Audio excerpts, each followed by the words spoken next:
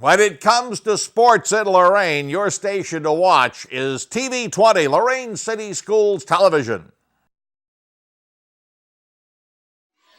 Good evening and welcome to George Daniel Field, and it's a beautiful night for football.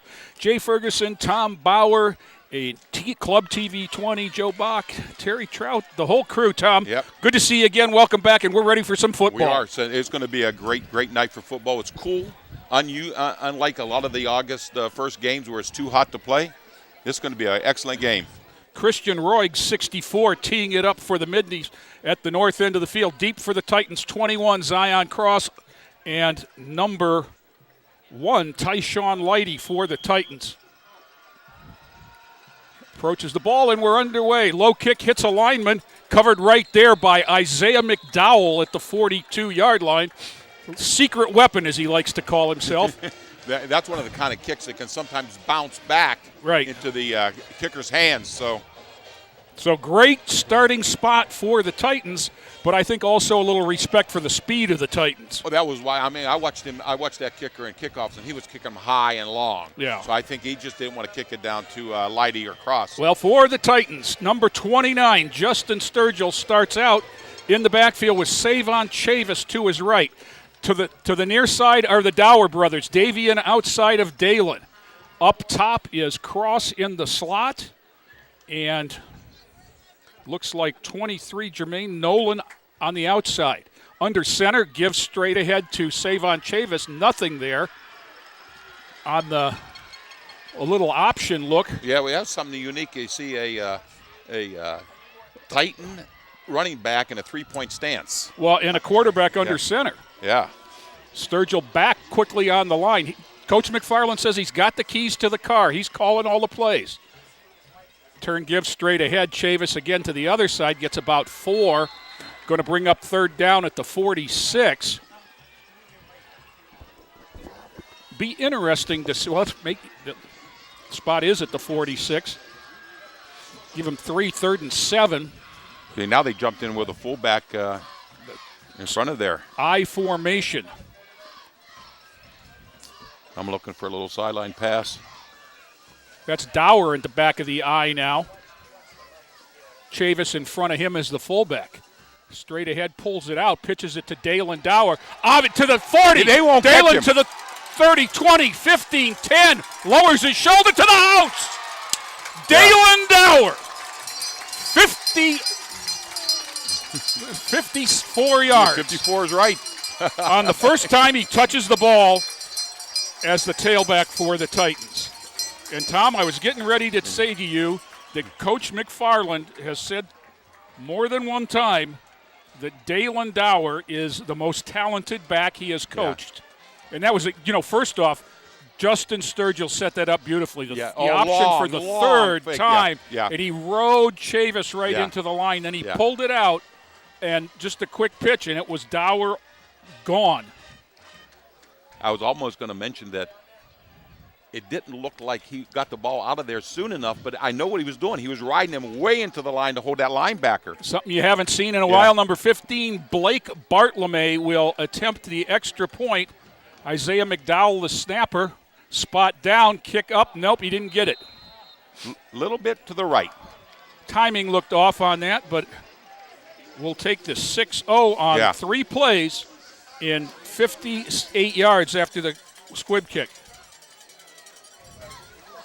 Now, one of the keys to this defense is going to be, what is Midview going to do? They've come off of 5 years of having the best quarterback in the county. They've come off of 7 years of having the best of an all-Ohio quarterback. Now, what are they going to do? Now, are they going to run the ball, or have they developed a new quarterback I think to take their spot? I think you're going to see them run the ball. I think the strength of this team, from what I've seen on tape and talking to people, is the offensive line and the defensive secondary. And, in fact, I talked to Albert Stacy before the game, and he said, I think our run defense will be okay after this game because they can't deal with the speed of the Titans. Some of the Lorain Titans. And we just saw that, getting the ball outside. Caesar Jeter, a sophomore, number 4, will kick. Now, they've been using 3 different guys to kick off. Jeter has the strongest leg. Bartlome has the placement, and Justin Sturgill also can kick off, and he'll be the punter, but he's maybe the most inconsistent of the kickers. Jeter? I always like the quarterback to punt, though, because now you set up the fake. 6-0 Titans, 10:50 to go, first quarter. Foot into ball down the middle to about the 19-yard line, straight ahead, finding a crack out to the 36.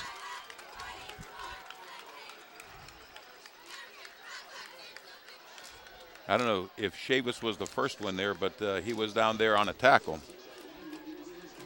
Return was by David Bibby, number 23, I believe. So the first time Midview touches the ball, it's in a 6-0 hole.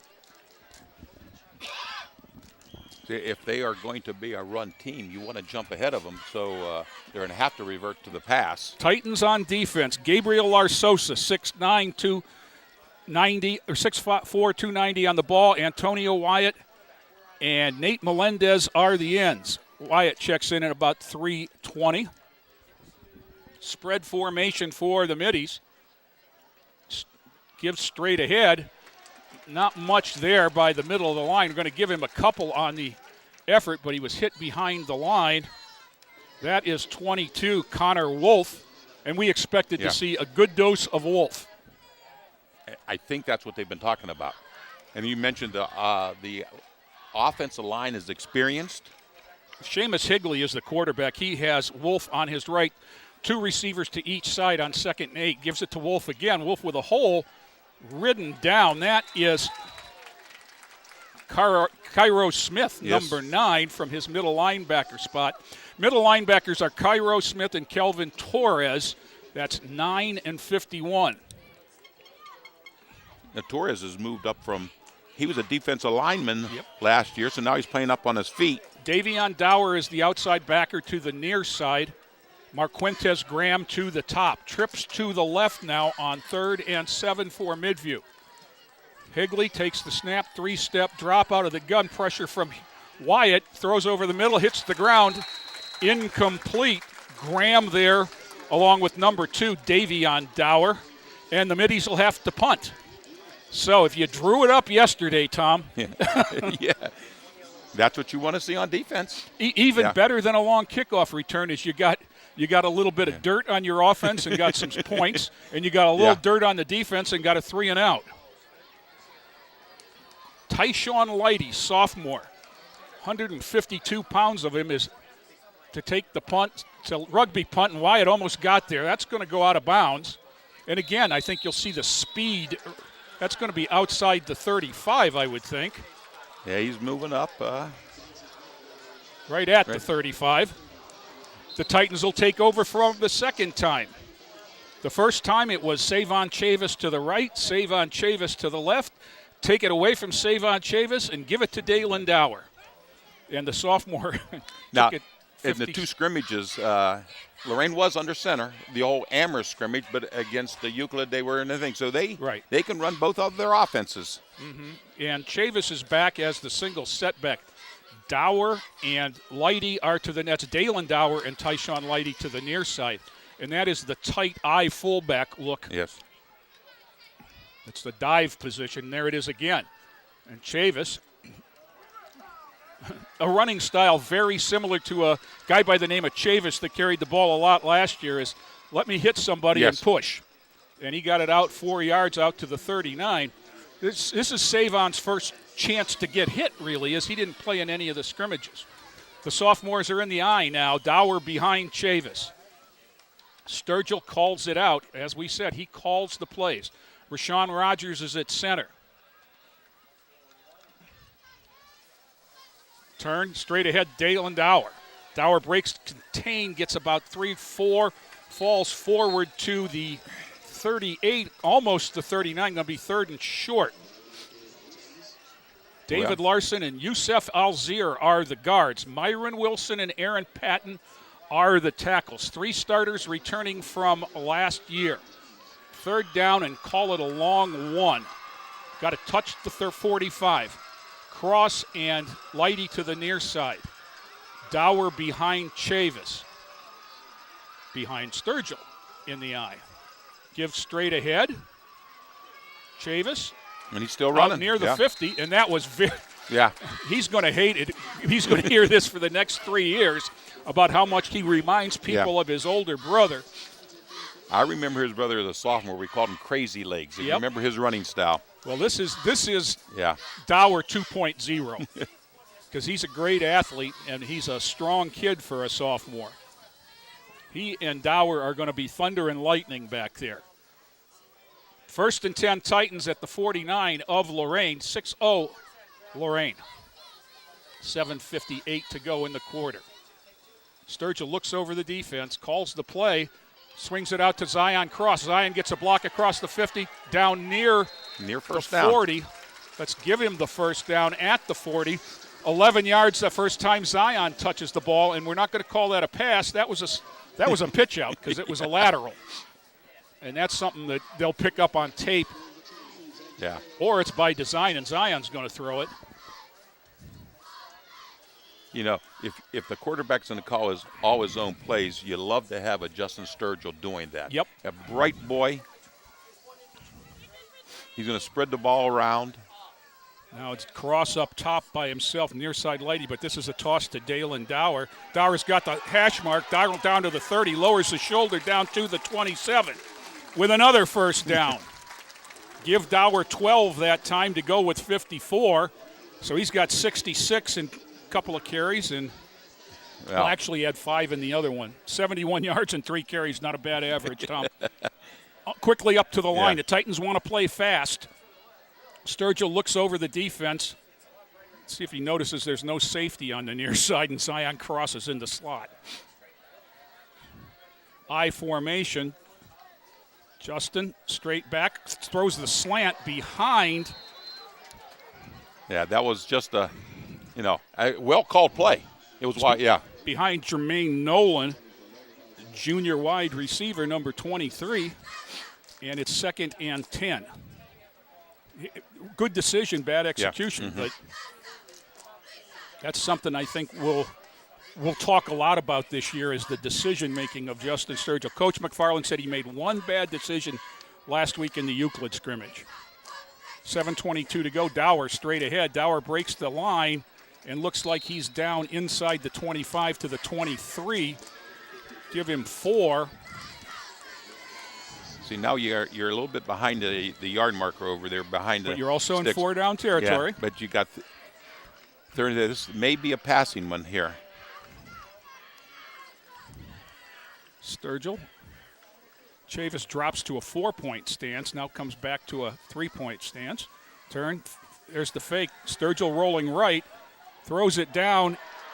Incomplete. It looked for Cross, and just he needed to hold it a little bit longer. Yes. Defender on the. Oh, he was well defended, yeah. Play was in great spot. That was number 13, Noah Marcus. Marcus is right. So 4th and call it 6. Titans need the 17. Not much doubt in anybody's mind what they're going to do here, and that's go for it. Davion Dower in, Savon Chavis out. Davion Dower and Lighty came in the slot on this side. Cross in the slot on the top with Nolan. He wants the middle, just no air. He had Nolan, but didn't get enough air underneath it, and the Middies hold and take over on downs. So the second possession for Lorain, good movement. And they're going to have to be able to mix up and do both, running and passing. They're going to have to get a nice mesh between those two. And if there's one thing that you want to see the improvement in Justin Sturgill as far as throwing the ball, it's with a little touch on a pass like that. Well, they were one pass away from being in the top 4 in the state last year in Division I, and he'll come along. Sturgill and Dower down talking to Coach Whitehead, clear at the other end of the bench. Well, Midview comes out for its second possession. 1st and 10 at the 23. Spread formation. Seamus Higley is the quarterback. Give to Connor Wolf straight ahead, out to about the 30. Bottom of the pile is Larsosa. Top of the pile was Wyatt. Also there was Marquentez Graham, 42. You're not going to see too many defensive linemen bigger than Wyatt and Larsosa. So that was 600 pounds. You're saying one's on top of the other. Yeah, 290 and 313, I believe, or what they're. Well, yeah. And there was 290 hitting the center.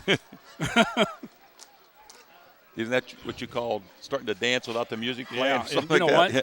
If you're going to go offside, you might as well make contact. Give them something to think about. So the penalty on the Titans is going to move and make it second and short out across the 30. They need the 33. Coach Shaw's got to be happy about that.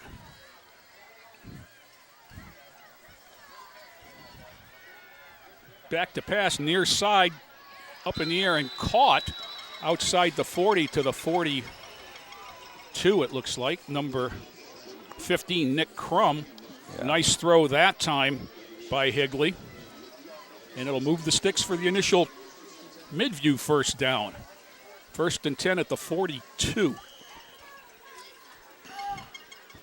Quick snap, and Connor Wolf breaks the line and across it for about 9 or probably going to be 10 when they unstack. Titans got caught not ready that time. I think so. A little bit of their own medicine. Both these teams are going to like to play fast. You know, I think one of the keys on that defense is can these linebackers pick up, because they've had a wealth of nice linebackers the last couple of years. Safety, Savon Chavis and Tyshawn Lighty. Straight back, bubble screen, well read. That was beautiful. That was Dakota Mincy. I think you might get a hold on top of it, no? Or a clip. He broke He broke as soon as the pass was thrown, and he got inside the blocker. Well, it'd be interesting to see if this is spotted the foul. Well, I would think they're going to take it anyhow. Take it back across the 50, holding. Yeah. It's going to cost them 10 from the spot. Takes it back to, the guy had the ball behind his back. I couldn't see it. Back to the 42 of Midview. That's about right where they ran the last play from. 1st and 20 now, 21. Higley with a full house back. This is still Wolf. Wolf makes a nice cut in the middle. He's got room. He's across the 50 to the 46.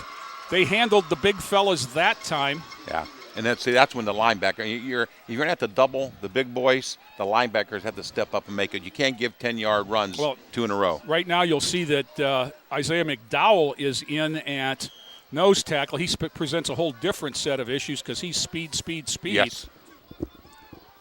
Straight back. There's the snap again.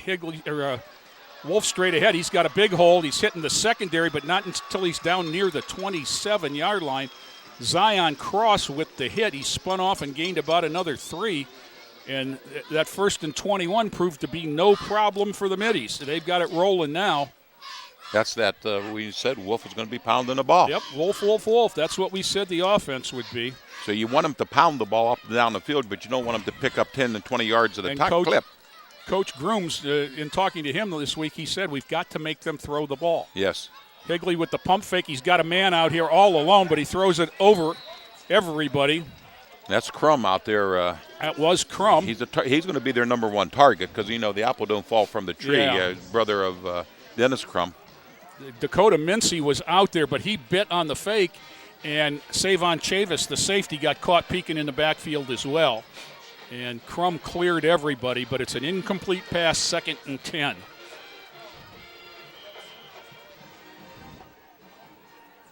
.450 to go, first quarter. Titans up 6-0. Higley in the backfield. That is Antonio Wyatt. Yeah.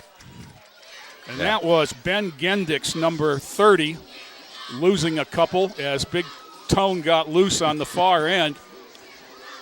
Now Larsosa back in for the Titans. Malik McCall was in there for a while at linebacker. 3rd and 12. Now they do the stand up and look. It's 3rd and 12, Coach. It's your call. Yeah. Straight back to pass. Good rush by Wyatt. He evades it, pulls it down, Going to go for the sidelines.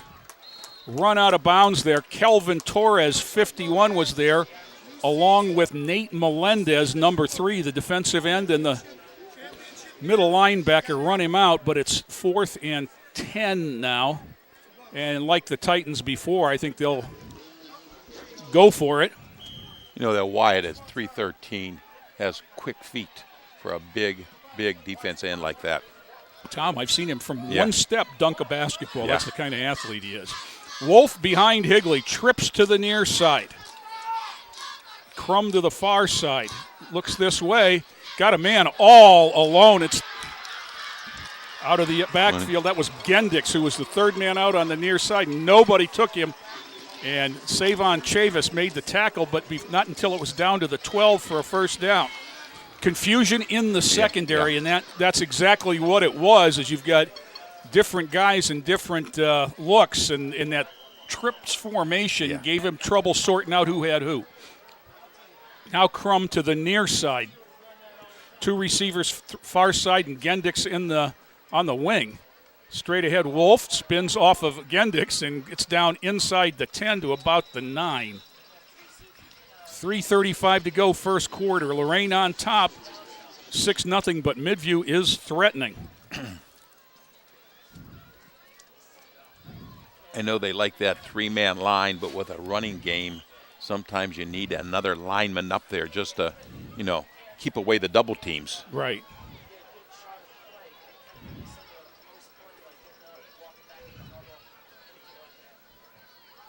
That's Gendix. Larsosa chasing him. He cuts it up down to about the 5. That was Kelvin Torres came shooting through. But, again, a good gain on second down. Going to bring up 3rd and maybe 3. 3 for the first down, 5 for the touchdown. And this is what the Titans were not looking forward to, was a Midview running game. It slows the pace of the game down, and it plays to Midview's strength. It does. Higley and Wolf in the backfield now. There's a little bit of confusion here as some of the linemen are telling secrets. Straight ahead. Almost a high snap. Connor Wolf slips, gets down to close to the first down to the 3. Going to be 4th and 1, second 4th down on the drive. 2:14 in the quarter. Clock ticking. Now they're going to call timeout and measure, it looks like.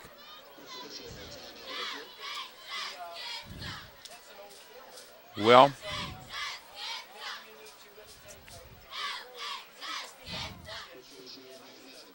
they shoo the middies back, so they have the 10 yards to bring the chains out, and we'll take a look. This has been the Midview offense that I expected to see, Tom, to tell you the truth. Stretch the chains out. They're short, but they're about a foot short, maybe a foot and a half. Yeah. Midview will still come out spread, but I'm still think they're going to run up the middle. You got to put a lot of heat in there. This might be where you try to send your backers. Yeah, exactly. Just to fill up every one of those gaps. Like a run blitz. And you got to fill up the gaps. I mean, the way they run this 3-man line is Larsosa is going right or left off the center shoulder, trying to occupy 2 men every play. And if he guesses if he's sent to the wrong side, now it's a fully loaded gun for Higley. Straight ahead, bounced outside, hit behind the line, but he's going to have the first down, I think. As Davion Dower it's going to be first down, but I think it's going to be first down Midview rather than first down Lorain. That was nice vision by Wolf. Right, he made 2 yards after the first contact. Yeah, the contact was back 5. Here on the 6-yard line, actually. And he got to the 2. So first and goal at the 2 for the Middies, looking to tie it up or take the lead.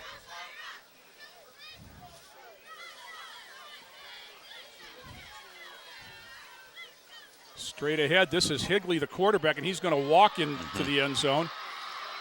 Read the block of Wolf very nicely and dove inside of it, and it's tied at 6. And that's Midview looking to take the lead.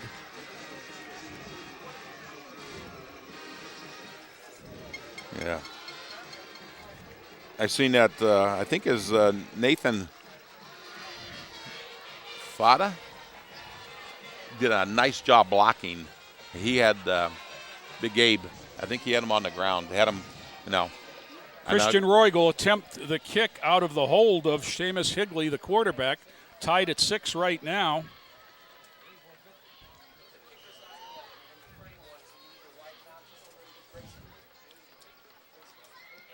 That one is true. And long. Yep, and Midview goes on top, 7-6. The Titans score the first possession, get down inside the 20 before turning it over on downs, and comes right back down. If you thought about this game beforehand, well, how's Lorain going to score? The big play. Yeah. Check, it happened. How's Midview going to score? Well, they're going to wear you down with their ground game. And Check, that's what they it did, happened. yeah. Now, and it was like a 10-yarder and another 10-yarder and about a 20-yarder. So right. they're They had big chunks. They had a 1st and 21 on the drive that they picked up rather easily. 2 plays. Yeah. You gotta stop them and give them 3 and 4, but you can't give them 10 and 20s. Cairo Smith down on the bench exhorting some of his defensive teammates to not let it happen again. Cross and Lighty are deep. Next level is Chavis and Mincy.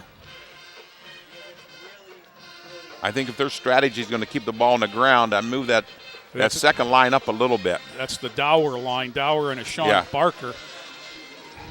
You've got 25 yards between the front line and the kick and the next level at the 25.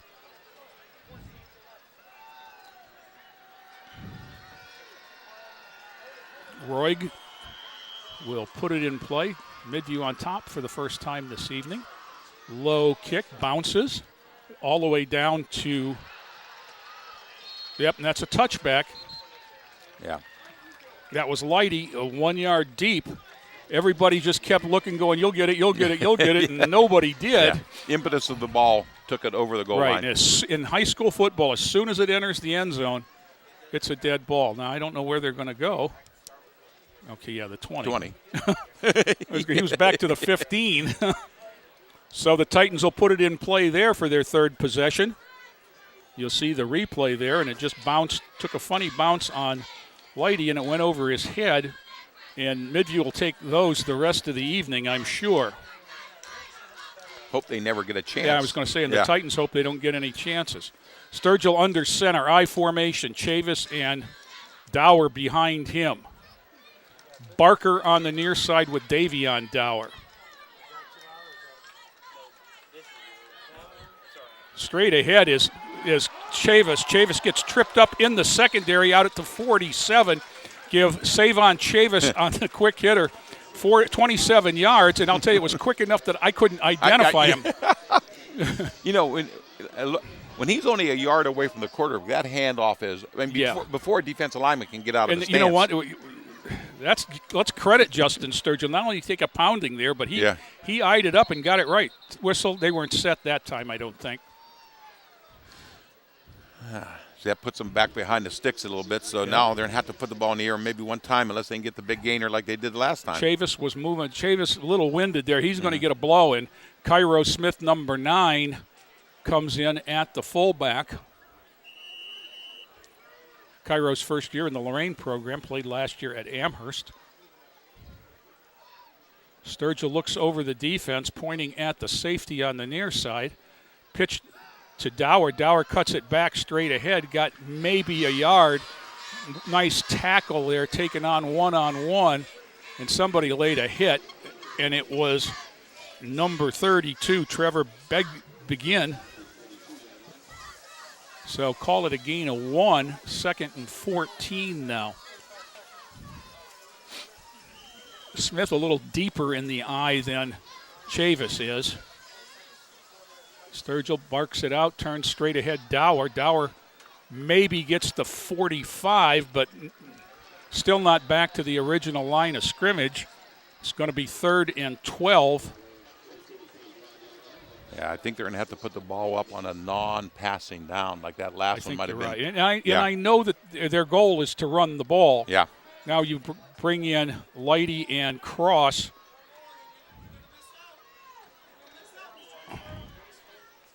Dower in the backfield along with Cairo Smith as they step away. The quarter's going to end. So we've played one here at the George. Midview 7, Lorain 6. Back with more after this. Inspiring city and campus. Inspiring people. Inspiring creativity. Inspiring hands-on learning. Inspiring global experiences. Inspiring traditions. Be a Buckeye. Inspire.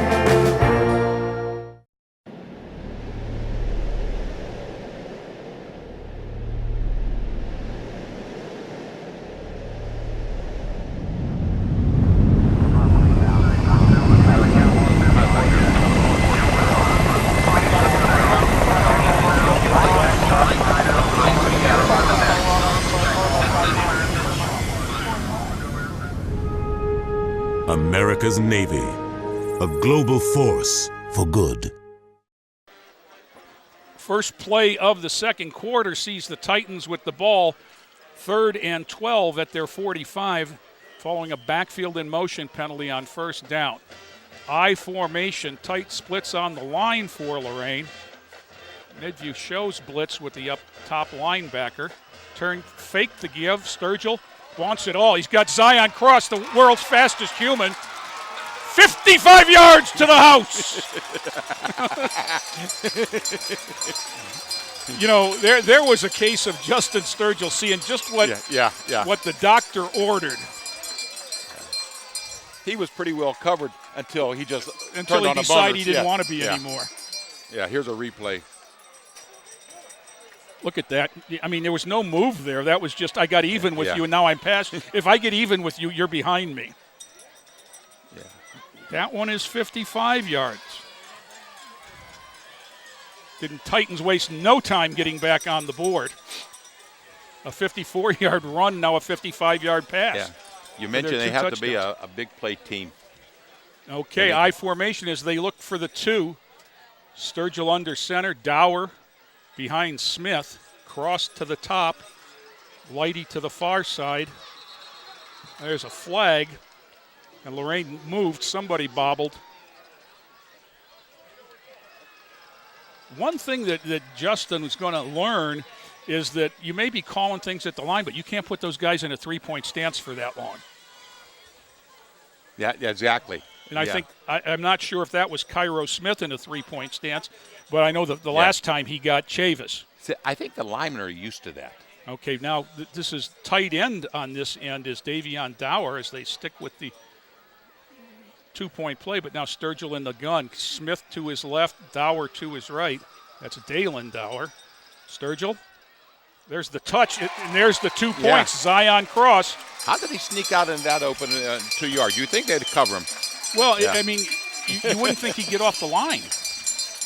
I wouldn't let him off the line if I was a defensive back. Because once I know he's going to outrun me.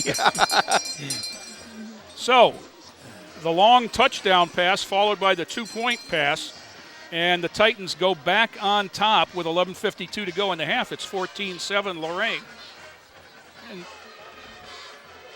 you know, and the 2 fastest Titans have taken it in. Yes, I mean, we obviously know that Zion was a 100-meter champion as a sophomore, and as a junior ran faster and finished 3rd after an injury-filled track season. Yeah.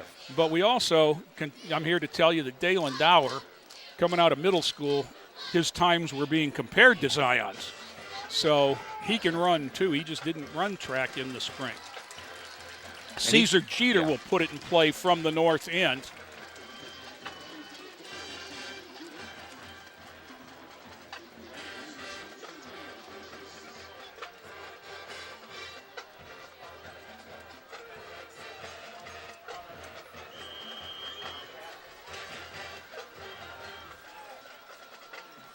Jeter end-over-end kick coming down to about the 19. That is Noah Marcus. There's all kinds of flags as Marcus is out to the 36 and hit there. Is that what one of the listeners always wanted us to say, that was a plethora of flags out there? Because I see 3 of them. Yeah, and they came from all over. Yeah. 23, Jermaine Nolan was the first Titan on the spot, but there was an illegal use of hands. Looks like the average distance will start him from the 25 and then go back, right?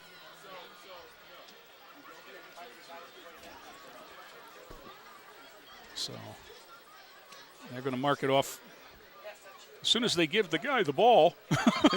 That's the kicking ball. Midview wants a Midview ball, so it's got to come from there.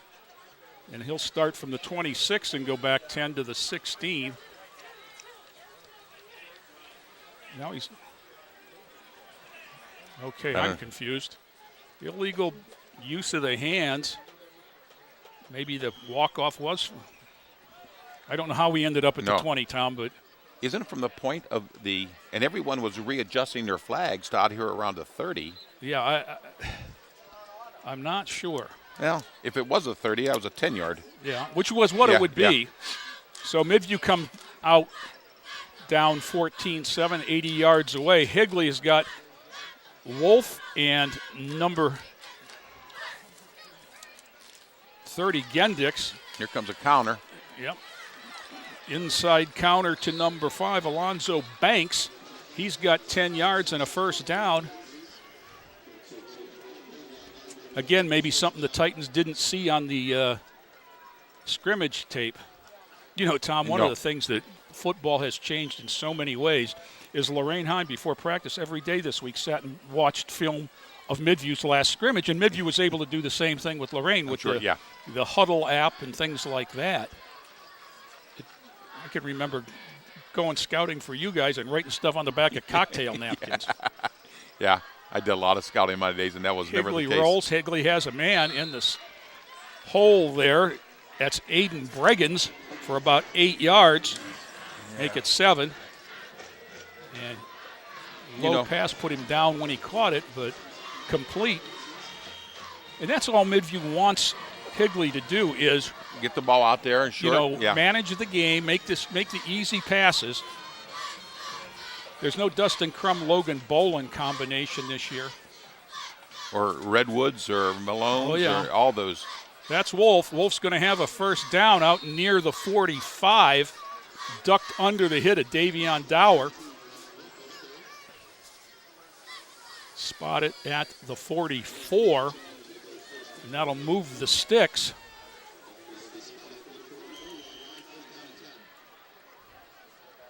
First and 10 Midview.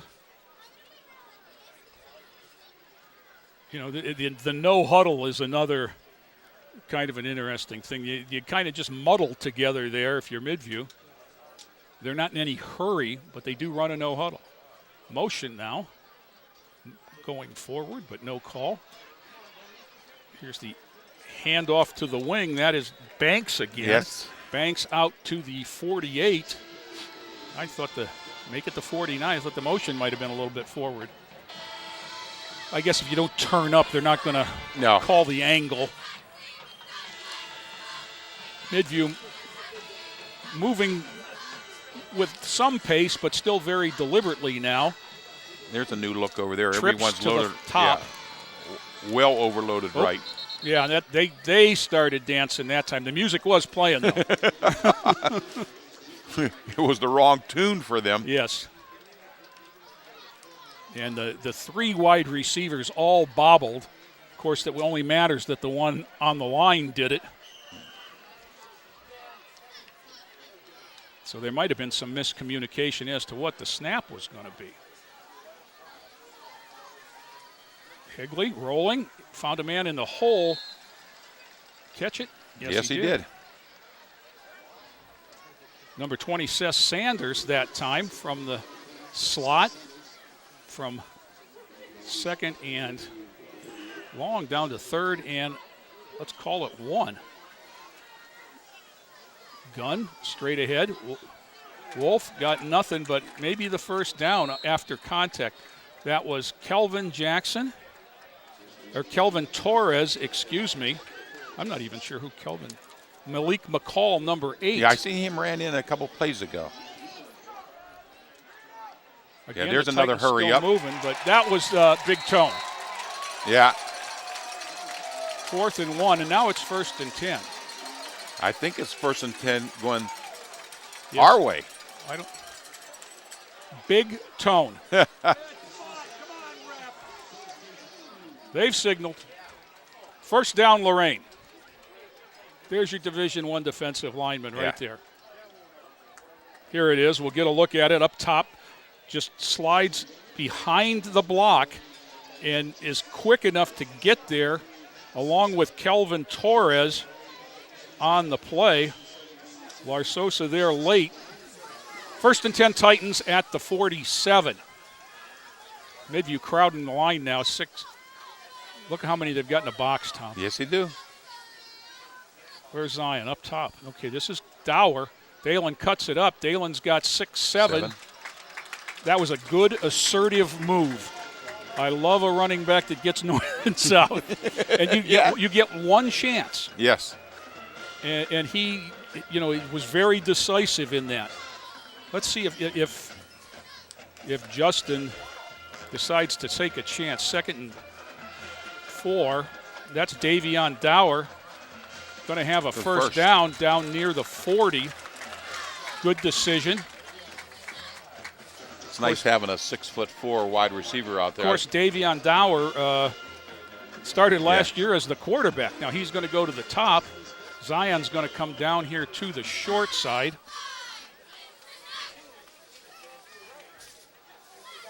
Barker in the slot that's Chavis right behind Sturgill, and Dower is 5 yards deep. Toss to Dalen. Everybody's leading the blocking. Dalen's 5'10". Dalen Dower to the house. There's another 40 yards for you. That officially puts the sophomore over 100 on the night. Yes. Did that look like an old Lorain High, old Admiral King thing? Just a student body left, find that little gap, and put on the speed. You want to see something impressive? Watch what Justin Sturgill does after he tosses the ball. Blocks. Yep. That's why I mentioned it looked like an old Admiral King play and to me. They called a penalty? Ooh. Oh, I didn't see a flag, did you? I did not see a flag. Wow. What was it? This.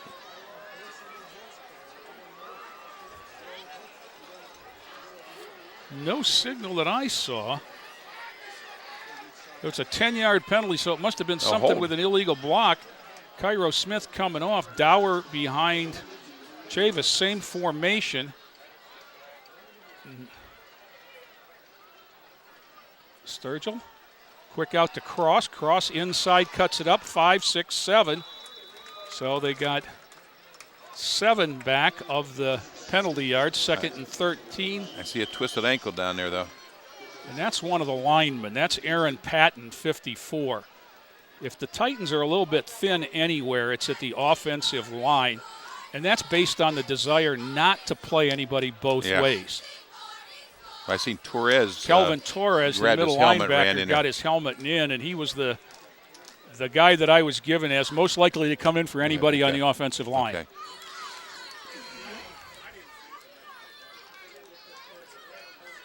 Now, what that might do is they might push Alzier out to a tackle. Because Kelvin was a guard. Kelvin was a guard last year. Mm-hmm. Tracy Menges out doing all the tests on the right leg of Aaron Patton. The Titans huddle up. 7:47 to go in the second quarter. Lorain on top 14-7. We'll step away for this timeout. Which of the angles on the board are the one from the quiz on Friday? Jaden?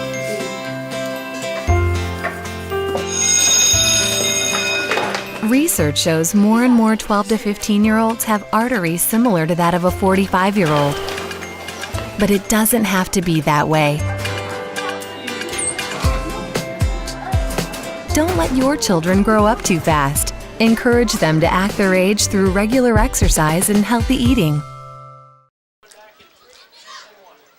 Aaron Patton helped to the sideline, and the trainer and the Also from the Midview sideline, both looking at his leg. Kelvin Torres in at right tackle, 51 for Lorain. 2nd and 13. Straight ahead, save, nope. Justin Sturgill keeps it on a nice fake. That was the triple option right there. If you can remember, the old, not the wishbone look, but the old Nebraska triple option. That was it right there. That was Tommy Frazier. A read on the fullback give.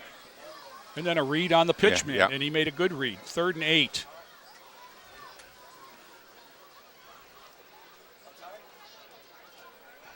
Davion Dower cuts it up, cuts it down inside the 30. He's got a first down. Stumbling, bumbling, but he made it. Yeah. Move the sticks. Yeah. Nice job, nice read there by Justin Sturgill, and Davion read the block and made a good cut. We'll see it here. I mean, you try to read the block of the other man, and he got the outside, so Davion cut inside the block and got the 8 yards necessary. Sturgill, Chavis about 2.5. Every time I see that hand off from the backfield this year, I'm going to hold my breath because he does ride him. Yeah. It's gain of 2. 2nd and 8, 6:35 to go. Titans have already had 1 touchdown called back on this drive. Well, here's a new look. Fully loaded gun this time. The sophomores on either side of Sturgill. This was their last year's offense. Yes, right it there. is.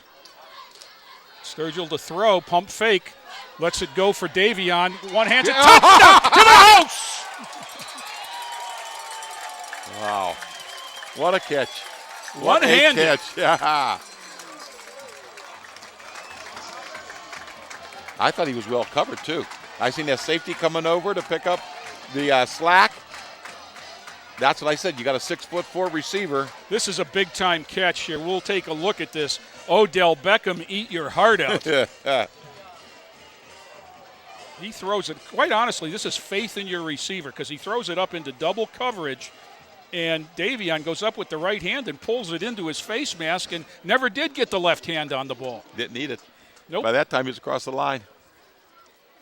I mentioned something about the protection, too. Yeah. Because the line gave him enough protection to get that ball off. And Justin, with the pump fake, yes, actually might have froze the safety a little bit. Sturgill, deep corner. That's for Light. He knocked. That's just too long.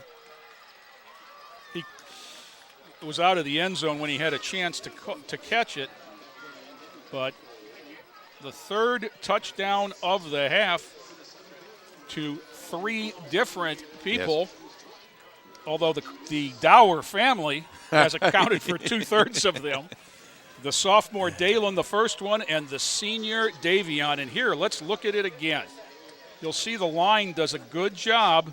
Pump fake, pressure up the middle. Sturgill got hit as he let it go, but Dower with one hand pulls it inside the pylon, and the 2 Midview players stand and look at each other in the end zone like, what do we have to do? Something I'm not liking, Tom, is I see the cart down there to get Aaron Patton. Justin Sturgill leans over from behind, giving him a pat on the back. So it's not the twist that I thought it was. It might be a broke. We'll have to wait and see. Caesar Jeter now, Titans up 20-7. So Midview answered Lorain, and Lorain's answered a couple times.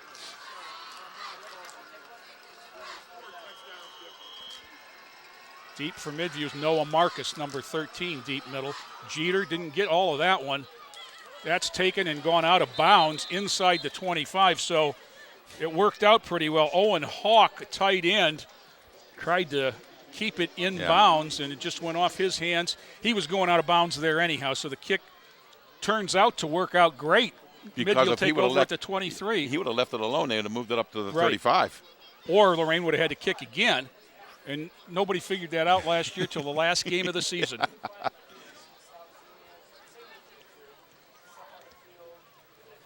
Last year they spent time in practice kicking it to Coach Wilt on the sidelines. Yeah, at the 35-yard line. Yeah. So Titans with a 2-score lead, 6:12 to go. First half. Melendez, Larsosa, and Wyatt from left to right. And let's remember that drive was a short field because of the big play on 4th down by Tone Wyatt. I think that's McCall right there, left end. No. Oh, yeah, it was. Yeah. Number 8. I think he made a tackle on there. Yes, he did. That was Malik McCall at end now for Nate Melendez.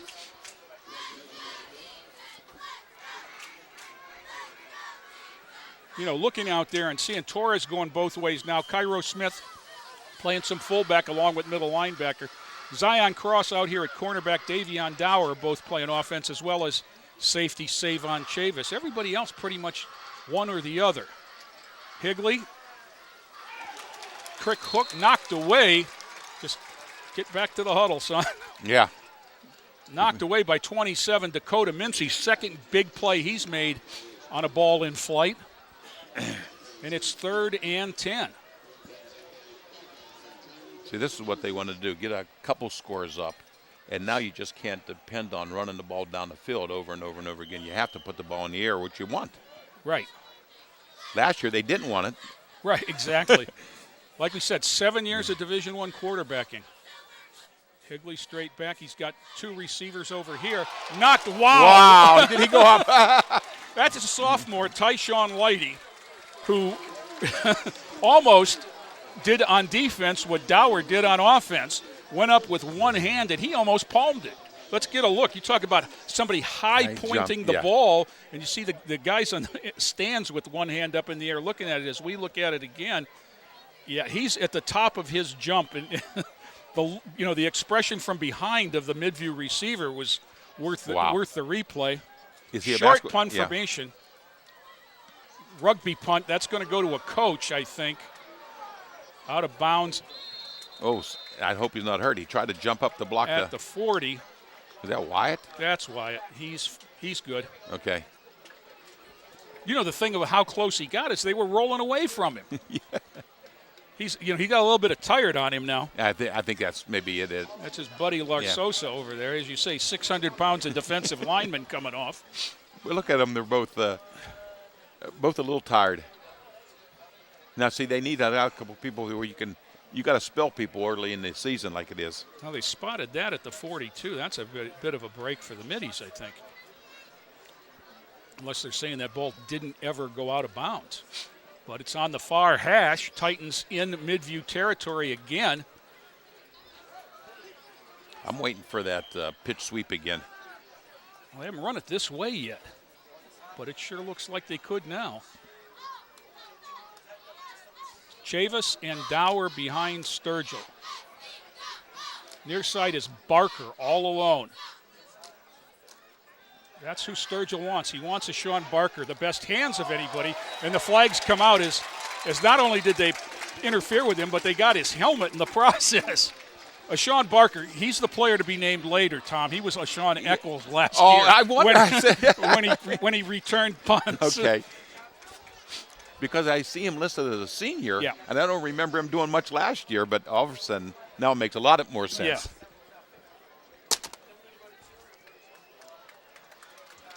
So let's see what happens here. The penalty is 10 from the line, holding.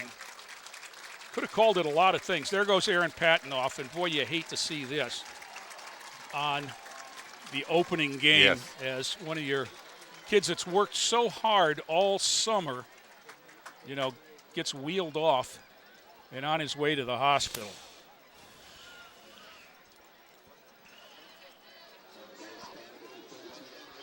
First and 10 Titans at the 38. Sturgill got bump and run coverage up top if he wants it, and that's Eccles again. Barker.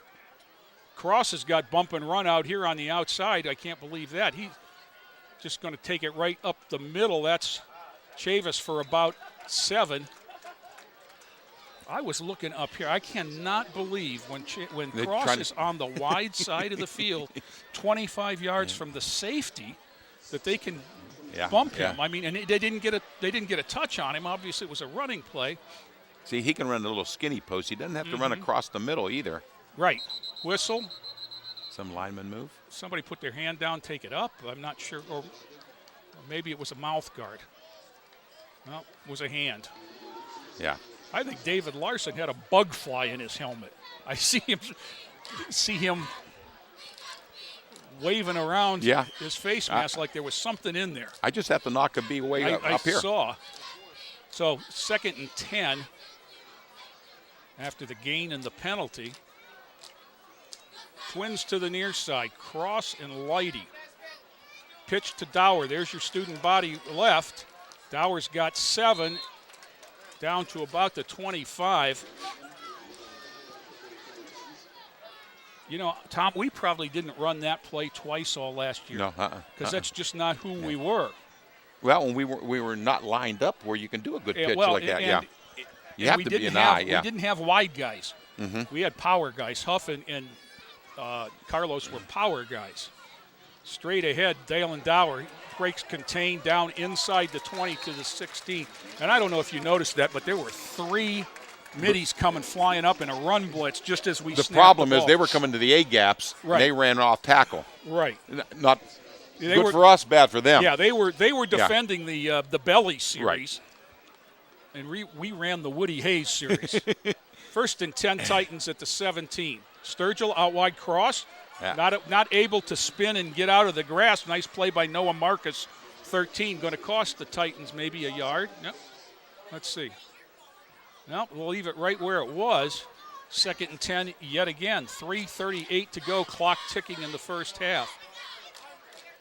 Sturgill's got Chavis and Dower behind him. The sophomore tandem's been pretty impressive. They're creeping up again. They're creeping up again. Dalen down inside the 15, yards after contact there. Hit by Began, number 32. Dower power down to the 13. 3rd and long 5, short 6.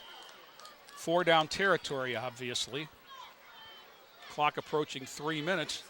There's the option. Sturgill in trouble. Sturgill going nowhere that time. Fast. You misread that one, Tom.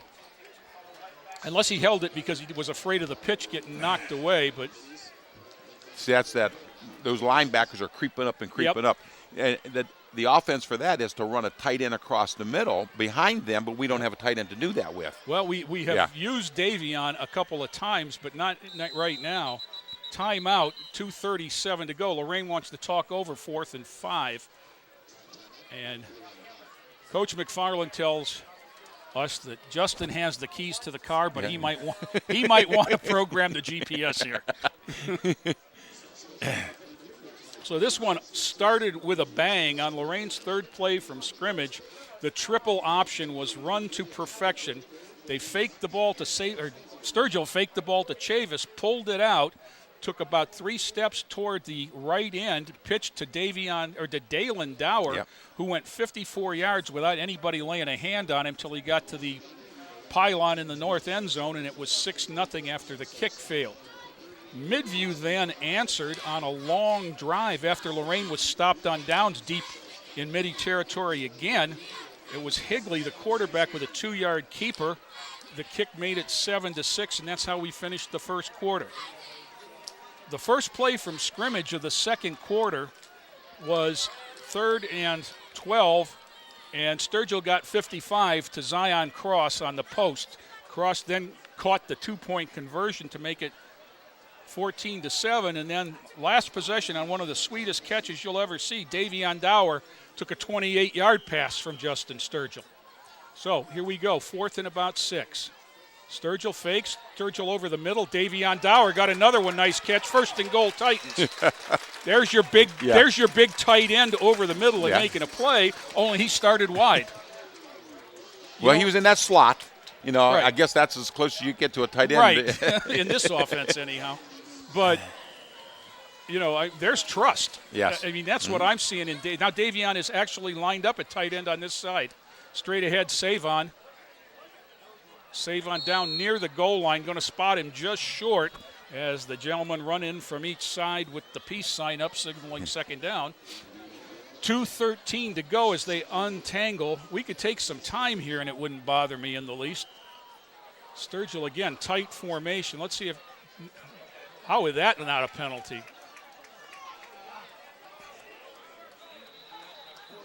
I didn't think there were 3 people on the field set. but Chavis gets stopped. See, if they're going to run that series, it'd be nice to fake the fullback and hand off tackle. What we used to call, that. Well, Yeah. You've got big guards. Go behind them Yeah. because they're not going to pull for you. No. Let's go to their strength here on 3rd and 1. Keep it, Justin. Chavis to the house. Savon Chavis with about a 6-inch run. Not good for the average, but it's your good for the points. 26. And so the 4th touchdown of the half. Interestingly enough, the Titans finished last year against Midview with 26. As I think Midview they had 9, yes. On a late touchdown by Dustin Crum. They'll go for 2 here with 1:26 to go. Now, they might have had too many in the huddle. They don't. No, they didn't. Carlos Smith went in. I know that. They don't have enough. And there's the give straight ahead. And if we don't get called for an illegal motion, because Zion Cross was doing jumping jacks at the 20, and he was the 11th player. Yeah. No one even looked at him. They said that Chavis was stopped short.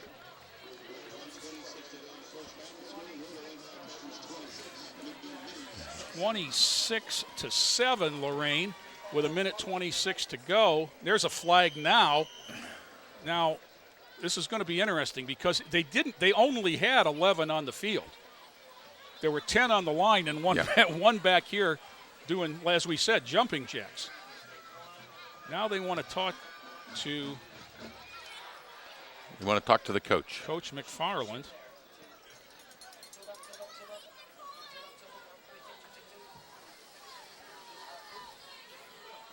I think the decision is going to be if they withhold the penalty, they're going to have to kick from the 35. There shouldn't be a penalty, I guess, is what they're trying to sort out. Do they wave it off? Well, maybe they're saying there could have been a penalty because you had a guy that was. Now they're coming over.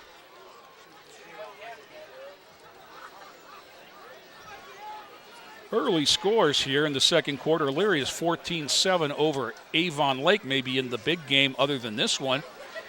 It's Amherst 7-0 on Clearview in the second.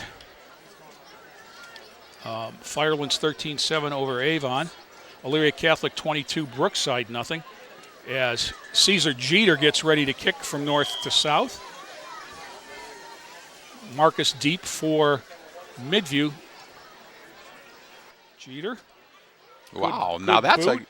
That's down to about the 16-yard line. That is Isaiah Johnson. Makes a nice cut, but even after all that is only just across the 30 to the 32, 33. Yeah. That was a very well-directed kick. Line drive. It didn't give him much time to get down underneath it. Sometimes you're allowed to get a little more air into that. But I'll take that kick down deep. Absolutely. Spot the ball at the 33 for Midview with 1:18 to go. They do have 3 timeouts. It's interesting here to see what they want to do. Are they going to try to drive it down the field short? Or are they going to try to get it all back in a couple plays? And it's going to also be interesting to see what the Titans do if they get an early stop here. You think it's some timeouts and see if they can force them to punt? Get the ball back. Because we've seen, now they spread everybody out. 5 receivers, backs, 3 to the near, 2 to the far. Higley alone, straight back, over the middle at the numbers. He got a man. Tyshawn Lighty laid the lumber to Ben Gendix, but not until he's over the 50 to the 42 of Lorain. Big gain on first down, and now Midview's in business. Start the clock, 1:10, and it's running. Stacked to both sides. Straight back. Higley again looks down the middle. Now under some heat, gets away, pulls it down. He's got a man out here up the sideline. That is Johnson. Johnson knocked down by Zion Cross, but inside the 30. And he stops the clock with 55 seconds to go. So the Titans were hoping to turn Midview into a passing team. Not so fast, my friend. They're down to the 25 in 2 plays. he was hurried, he was grabbed, but he shook it off Yeah, and then made the play. Good, Yeah. you know, for a quarterback, he's a senior but didn't play much the last couple of years. Showed good composure. Crum would have done the same thing last year. You know, Right. that was his style of play also. But now they can run woof if they want to. Up the middle pressure this time. Now it's McDowell, and he throws it away. Had a receiver out wide was Nick Crum, but he was as unlikely to catch it as I was because that was let's get rid of it and live to play another day. Which is good. And there's the quickness. Isaiah McDowell up the middle. You've got McDowell and McCall in the line. Now they burn a timeout with 50 seconds to go, even though the clock was stopped. Yeah, they might even think about taking Wyatt out of there for. I think they did Lorain a favor here. Let them catch their breath, you know, running around. And talk about what you're going to do. Right.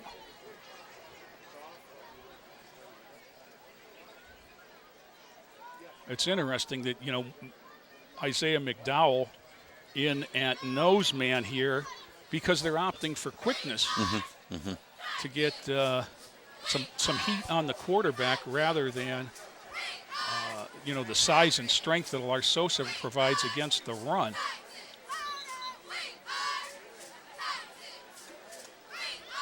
Well, they still have Wyatt in. Yeah. Well, he got a blow there. Yeah. The timeout did give him a rest. And there is an intimidation factor about seeing 97 and having the running back step to the other side. Straight back, Higley looks, comes down, throws over the middle. You've got a man down at the 11. People are going to say he trapped it, but he sure didn't. I Sure think he didn't. That's Gendix, number 30. And we'll move the sticks again with 43 seconds. So this is not what you wanted to see happen if you're Lorain. Start the clock with 40 seconds. They need one There's big the bunch defense play. formation up top that they got confused on the first time they saw it. And they got confused on it again, but the ball was a little too far. You're going to say he dropped it, Isaiah Johnson, but he was out of bounds. He was trying to pull it in as he ran out of field. And that was the same side they ran that to the last time at the other end of the field and the confusion that it caused. And what they do is they're taking the inside guy in the bunch and running him down the middle and then out. And nobody's following him. And here they brought Cheers in for Wyatt, and they ran the ball. There's Wolf. And that's McDowell. McDowell spins him to the ground at about the 8. See, now they got to call a timeout, though. Stops the clock with 24 seconds left on the second timeout. And it's third down, and they're on the 9. They've got to get to the 1 for a first down, and obviously in the end zone for a touchdown. So it's third and about 7. It's always so hard when we get to these long angles and the change because they're off hard the to field and all that. See, I think they're playing more for the 6 points. They're playing for the momentum going into Absolutely. to halftime. You know, Lorain holds them. You know, that's a big boost. And Midview gets the ball coming out. Yeah, Midview scores, they get the big boost. That's exactly what the coach says, and we get the ball coming back. You know, so, you know, if they get it in, it's 26-14, assuming the extra point, and then the ball, you know, gets them, you know, a score there cuts it to a one-possession game. If Lorain can hold here, it's a 3-possession game. So a lot of momentum here in these last 24 seconds. Seamus Higley has looked like a seasoned veteran. Straight back, rolling a little bit to the right. Wants the throw back, and he's going to have a touchdown. That's Gendix, and that was just an excellent, excellent play. With 16 seconds to go, Midview on the board for the second time. You could see with the deep drop he was going to run. Yeah. Something that took a long time.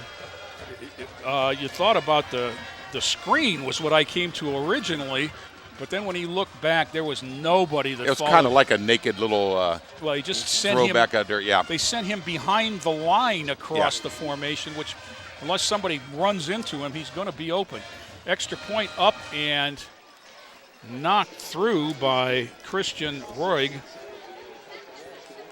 and it's 26-14.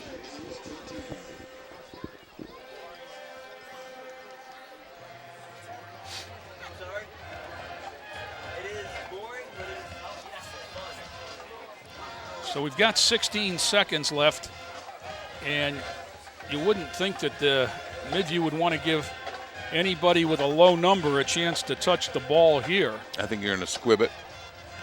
He'll take another 9-10 seconds off the clock.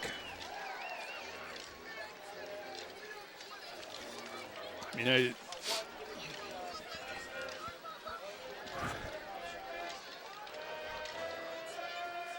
so they have the last kickoff went in the end zone, but that was as much due to Lorain's mishandling of it as anything else. Yeah. And I don't think, like I said, I'm going to, let's see if they move those guys up. Dalen Dower and Sean Barker at about the 28. I'd like to see him come up another 8 or 10 yards. At least. Now they're moving them up outside the 30 at least. I'd also, okay, they're pinching the next line. That's good. Like I know what I'm talking about. Yeah. Roig will kick it off. Boot away on the ground. That's Savon Chavis, I believe. Up the middle, makes a cut, gets out across the 35, and they're waiting for a whistle. That was a little bit late, as there were probably 11 guys on that pile. 22 maybe. Yeah, they were all within 2 yards of it, I know that. Titans 8 seconds left, 65 yards away. If any team's got the speed to get something done here, it's Lorain. On the other hand, do you want to go in with a 12-point lead? Now Cross comes in and walks into the slot up top. Whitey and Cross are up top, and that's just speed to burn, but they're going to just kneel on the ball. Sturgill takes a knee. Titans will go in, talk about it, and come back out for another 30 minutes of football. We've played 2 quarters in Lorain. Titans 26, Middies 14. Back with the Lorain High School band after this timeout.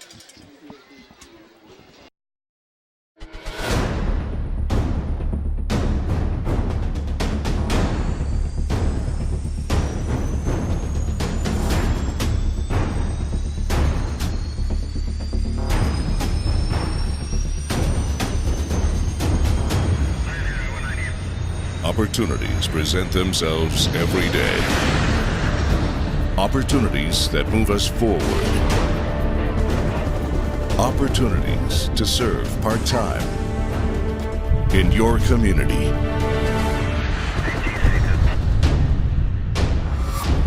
While continuing full-time careers or education. To help keep our nation safe at home and around the globe.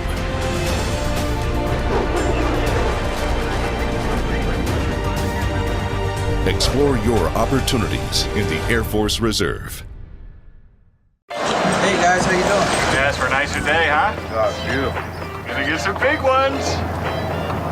Anybody want to wear a life jacket? I'm good. No life jacket? That's a deal breaker. Daddy, you promised. Daniel Stevens. Yeah, give me one of those life jackets. This message brought to you by the National Safe Boating Council and the women who nag you. Love you.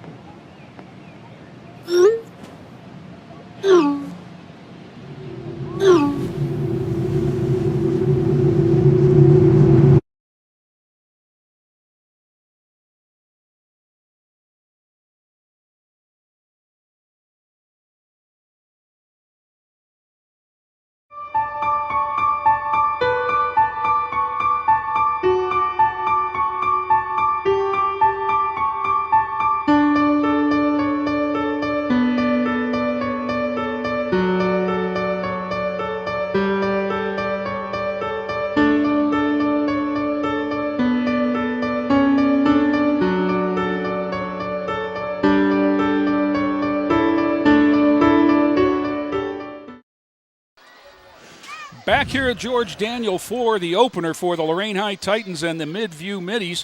We've played 2 quarters, and the Titans are on top 26-14. Jay Ferguson here along with Tom Bauer. Tom, anything stand out to you in the first half?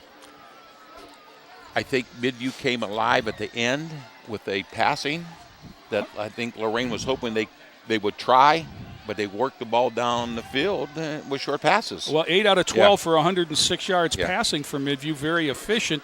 83 yards on the ground. And I think if you talk to the Titans during the week, they just said we have to make Midview throw the ball, but very effective, especially on that last drive that went 65 yards all through the air. That surprised me, to tell you the truth. It did surprise me. Titans, 148 yards on the ground, led by Dalen Dower with 8 for 102. 129 yards through the air for Justin Sturgill, a very efficient 9 of 12. To kick off, this is Blake Bartlome. Directional kick to the near side, going to hit at the 35 and bounce out of bounds. I'm not sure. Caesar Jeter kicked off all 4 times in the first half.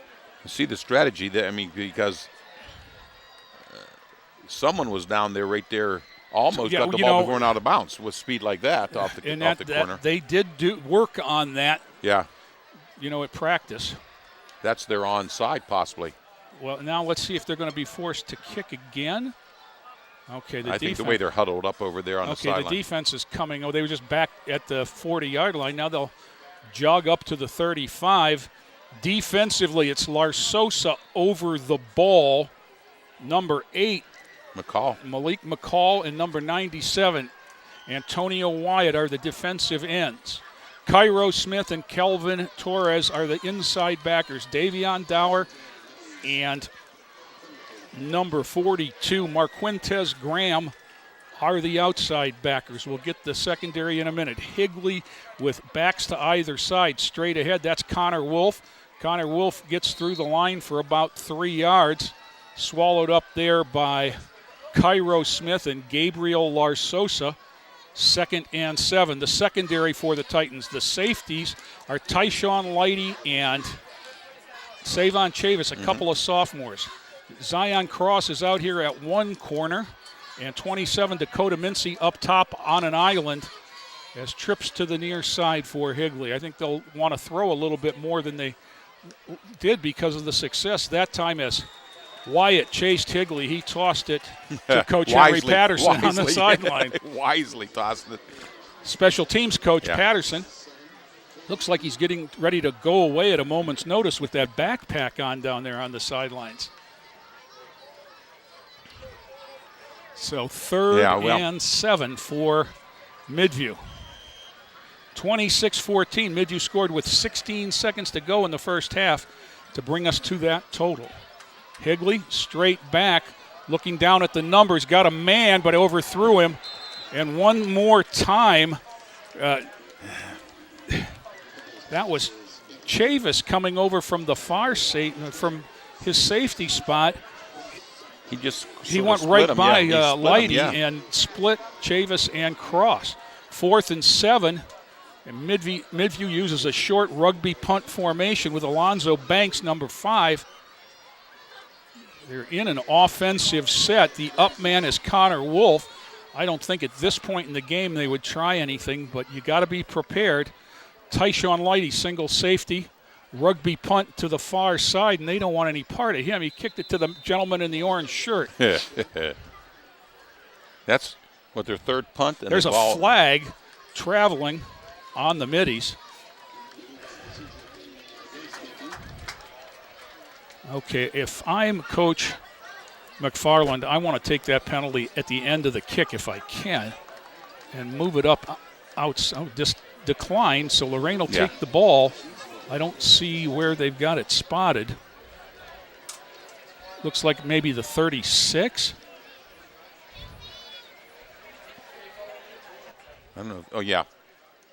I see him out there, yes. This might be the worst starting position for the Titans. Oh, no, because they had mishandled the kickoff in the end zone. Yeah, one time they started from, the 20. Justin Sturgill is the quarterback, number 29. I don't know who the last quarterback to wear 29 is. Kelvin Torres and Myron Wilson are the tackles.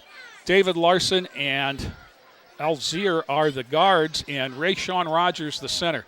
That's Chavis short behind Sturgill. Twins to both sides. Dower out here in the slot. If they want to pitch it to him, he's got some space. Whistle, and there's false start on Lorain. Everybody moved but the center. And that's something we haven't had to deal with last few years because we've run everything out of the gun. Now you're hearing a cadence. So we are 1st and 15 at the 31. Same formation, like I said, same situation out here with Dower. Look at the box, and they're creeping. There it is. They saw what I saw. Dower breaks a tackle. Dower gets a block from his big brother. He's across the 50, the 45, down near the 40 of Midview. That's big brother Davion blocking for Dalen. And they're all slapping helmets and everything like that. That's brotherly love. You know something? These guys like each other. Here's the replay. They saw what we saw, and there it is. And Dalen Dower is not a typical slot receiver. 1st and 10 at the 42 of Midview. Full eye. Somebody got the play wrong. Chavis went left and Sturgill went right. But someone had a hold of him quickly. And I'm thinking that Savon might have been the one that was wrong because the rest of the team came right as well. Cairo Smith quickly in to the Titans lineup on 2nd and 10. He'll line up at fullback in front of Dower. Twins to the top. Davion Dower down here alone. Straight back, Dalen Dower gets the handoff, bounces off contact inside the 40 to about the 36. He's not just fast. I mean, he's not elusive. Large, but he is wiry. And here we'll see yards after contact. There's more contact, and down 5-6 yards after he got touched, Dower again tries to bounce it. There's flag. a hold. Now it can't be a hold that they stopped it on. Yeah. The way he threw the flag from the sideline, though, you always think of that. Yeah, I mean, but when he blew the whistle. Yeah, now I know. But he called a travel, and of course we mean illegal procedure. So that'll take the Titans back, and I don't think that play was going anywhere. 3rd and 9. Titans shooting themselves in the foot a little bit here. Let's see what it looks like up top where you've got Cross in the slot. Straight back roll, throws to Dower, back shoulder fade, and turned around and just didn't get it. It was right timing, right throw. But there was – we complimented the line blocking. That time not good? Yeah, you can't compliment him on this one. Okay. So it's 4th and 9. He was hurried. And Titans, Sturgill is the punter, but he's under center right now. Looks over the defense. There's a big play in this game right here. Sturgill, snap, Chavis. Sturgill has it on a keeper inside the 40 to about the 37, 38 before he's thrown back. Okay. Turning it over on downs, but in Midview territory. This might be Midview's one of their better starting positions. Yes.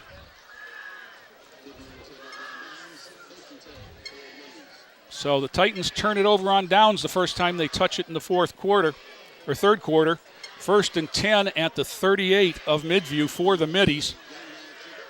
Officials timeout here as we get everybody organized. 9:56 to go in the third. Lorain 26, Midview 14. I thought it was very interesting that the Chronicle today in their preseason rankings had Lorain number 1, Avon number 2, and Midview number 3. Of course, based on last year's playoff results. You have to go that way. Division I, and you're at the top 8 in the state. Yeah. Higley splits the backs out wide, trips to the top. This is the formation that Crum was so dangerous. There's the quick turnaround to Gendix, and he's wrapped up by Cairo Smith in the curl zone, but he's got 8 yards. They've been very effective in that length pass. And then one time in that last drive before halftime, they did hit one deep over the middle, but everything else has been short. And here's trips this side. Yeah. Empty the backfield. Bubble screen. We've run it well, and they ran it well that time. Up from the safety is Tyshawn Lighty to make the tackle, but across the 50 and down to the 44. And Midview saying that we found something before the half.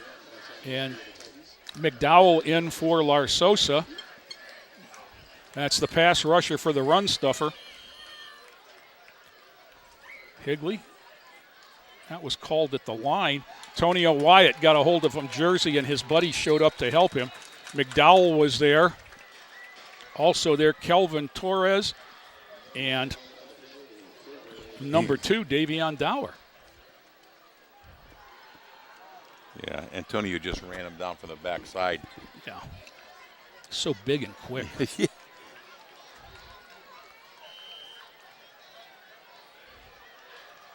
Second and short 11. Bubble screen again. Same play that they just ran that worked, and it worked again. And the same result. Tyshawn Lighty come up to put a helmet on the legs. You see they're splitting the 2 people, and he's going right up the middle of that. Yeah. That's Seth Sanders again.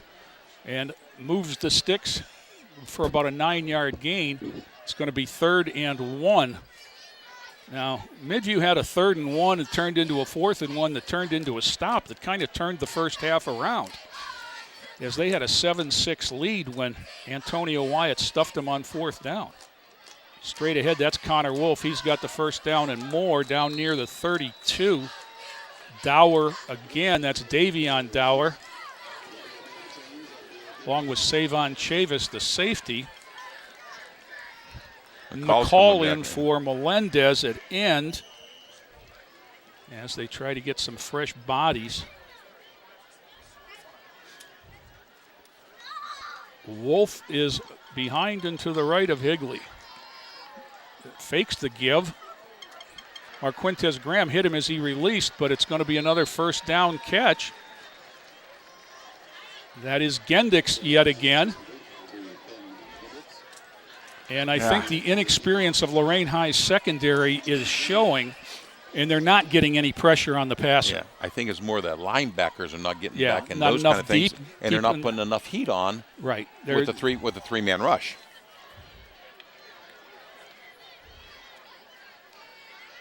Straight back Higley. There's the screen. We knew it was going to come. Long run there, submarined again by Lighty right at the 10. He did a little helicopter action, but a first down. Yeah. That was 22, Connor Wolf. And it's first and goal. Here it is again. You can see the deep drop that it was going to be a screen. They sent a linebacker again. That was Marquintez Graham through, but you're supposed to get through there. Lighty submarining. He was a block away from a touchdown. That quickly on the ball that time. That was Dakota Mincy, and he read that the whole way, and he said, not again. He said, you ran it to the other side a couple times, and I learned. Mincy 27, Sanders 20, and the football all arrived at about the same time. And you can hit him behind the line before the ball, so it doesn't even matter. You know, he did that in the first quarter, the same thing. When they 2nd and 10. 7:21 to go, third quarter. Titans by 12, 26-14.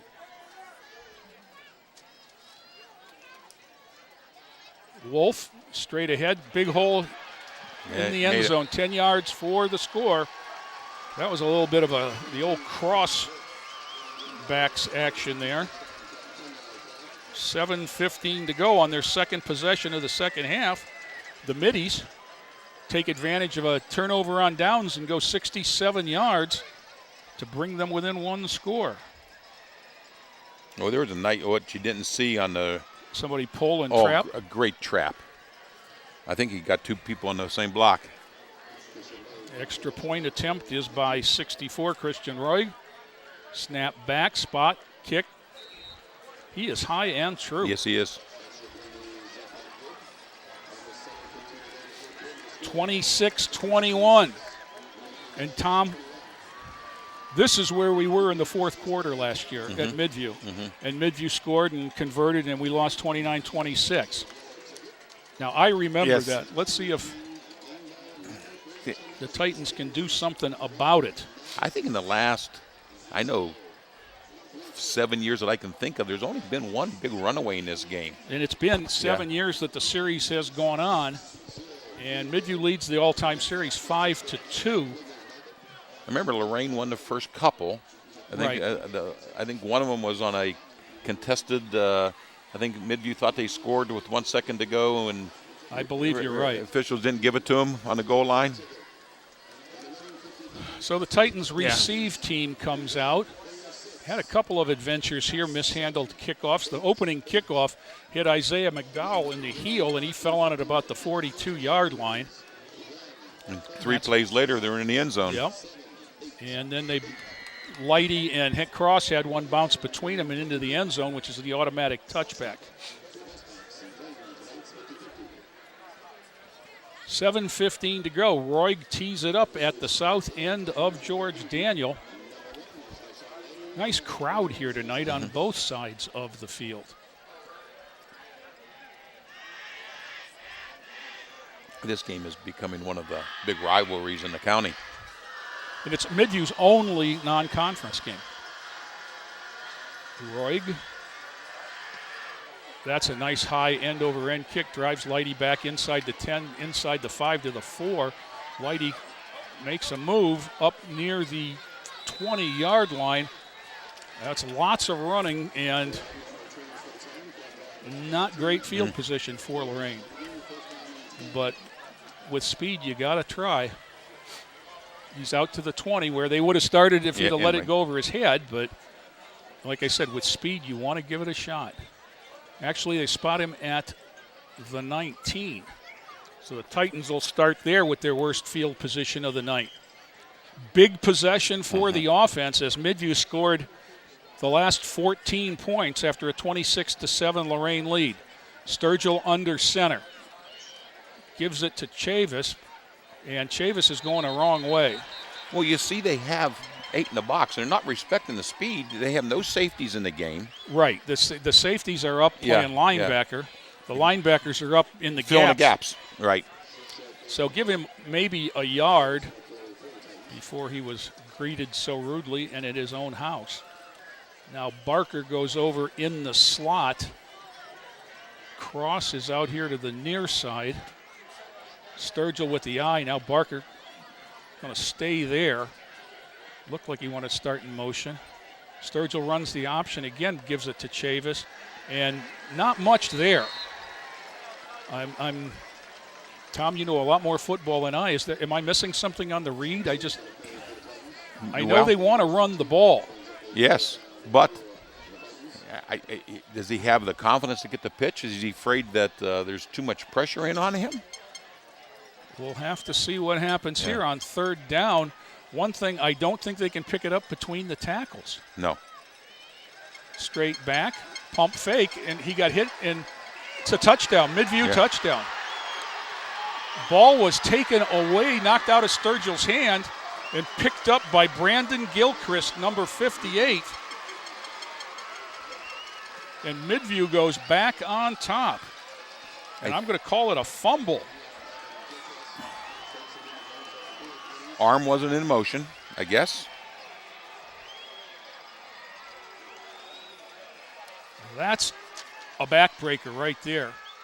And that 19-point lead is now a 1 point. You're looking at a 2-point deficit.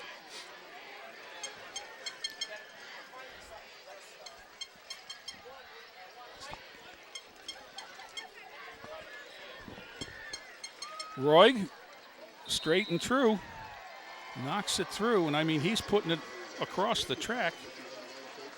And he's the difference right now as 4 extra points to 2 extra points gives Midview a 28-26 lead. I'm thinking. Okay, now. If they're thinking, you have to go back, maybe not get into the shotgun, because the way they're crowding that line so much, you need an extra second or two to do something. Here it is. Sturgill pump fake. He wanted to go long. He had a man as open as Denny's, but the ball was taken out of his hand. Yeah, we missed exactly. Brandon Gilchrist, 58, took it away. And the first turnover of the season for Lorain results in a Midview touchdown. So 14 points. And here's another replay here. In a minute and 24. There's the fake. Now there's the option. Oh, no. Yeah, that was the second okay, down play. Okay. Field level. Here's the pass. Splitting the double team, and he just took it out of his hand. I didn't see it happen, but I know that Justin looked back like, where did the ball go? He was the only one that knew he had it for the first 10 yards of that run. You know, he just great awareness. He just bull rushed his way through. Well, okay, Titans they've been adjusted to. Now it's up to Coach McFarland and his staff to find the counter. Got to beat this defense now. Roy, line drive down the middle, one hopper, Savon Chavis gets a block out across the 30, out near the 34, 35-yard line. And again, I just don't understand why that goes on so long with all the emphasis on safety. Like that big scrum out there. There were 16 people in that pile. I guess if he popped out of there one time, I'd understand. Yeah. Because I'd be the one yelling the loudest, probably. Spot him at the 34. Titans with the ball, trailing by 2 now. And let's see what happens. Rayshawn Rogers out over the ball. Cairo Smith in at fullback with Dower behind him.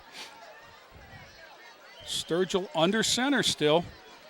Tight end to the far side. Dalen Dower hitting the backfield, going nowhere. You got to widen him out. You got to move him back. You got a quick pitch. You got to run that sweep. You got to do something to get outside of that.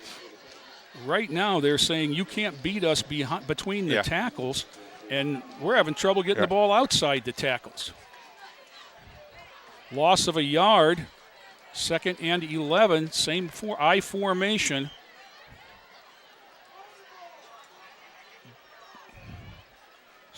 Sturgill again hands to Dower, bounces it outside. They got a little bit of the corner, but for maybe 2 yards. Yeah, they have the corners kind of protected. They just strung them out, strung them out.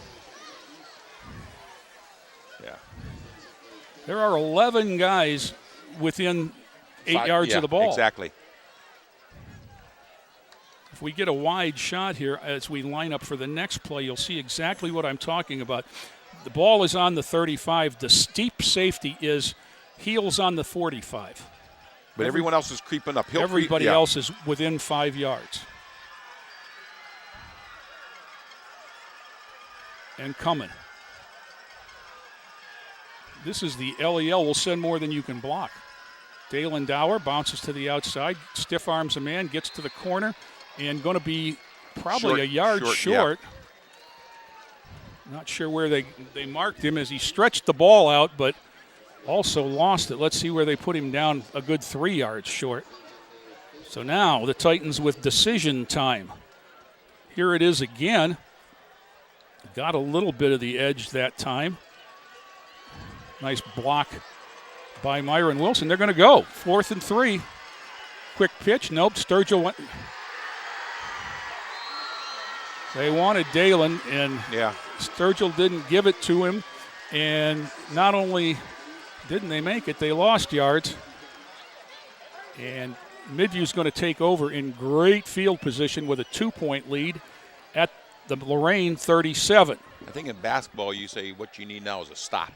Right? Well, and this is a gut check right here. Yeah. You need a stop and get composed. And that's exactly what it looked like in that possession. Is we didn't have the confidence that we had in the second quarter. Now, can the defense do the job? Higley, straight back, wants to throw. Pump fakes. He wants it all. He's got a man too tall for Nick Crump, their biggest receiver, too. 27 Mincy on the coverage. You see that the couple last drives they've been doing, Crump hasn't been a big factor in that, but he's probably a big decoy in that. Yeah. Well, they've been using him to clear out. Mm-hmm. That's what I mean. And then all of a sudden they're throwing their underneath stuff. Now they fill up the backfield. Alonzo Banks back there with 22 Wolf. And that's Wolf. Not much there. He bounced. That was McCall with the ankle tackle down to about the 36. Larsosa there as well. Give him a couple, but make it 3rd down and 8. Midview with a little bit of swag right now after 14 quick ones to completely turn the complexion of this game around. We talked about that drive. There's the screen. That's Wolf. Wolf knocked to the ground at the 35. Okay. Great pursuit there. That was Marquentez Graham, 42. Tyshawn Lighty, number 1. 4th down and 8. Here comes McDowell in. Nothing to do but go for it here. Larsosa comes out. McDowell in. McCall and McDowell along with Wyatt up front. Midview looks a little bumfuddled here. Now they get their players in. Trips to the top. Wolf goes to that side. Fake. There's the slant over the middle. Incomplete. Lorain takes over. Gendix got one hand on it. Chavis got a hand on Gendix, and that was it. So the Titan defense does the job. There's the stop. Now they got to get composed and figure out a way to get outside. Right. You got to get them out of that 8-man front of theirs. Justin Sturgill spent that whole series down at the other end of the bench with Coach Whitehead, who's kind of the quarterback guru, quarterback whisperer. I don't know what you'd call him. But we'll see what they come up with here. Rogers over the ball. Larson and Alzier the guards. Kelvin Torres and Myron Wilson the tackles. I formation, Savon Chavis and Dower behind Sturgill. Twins to each side.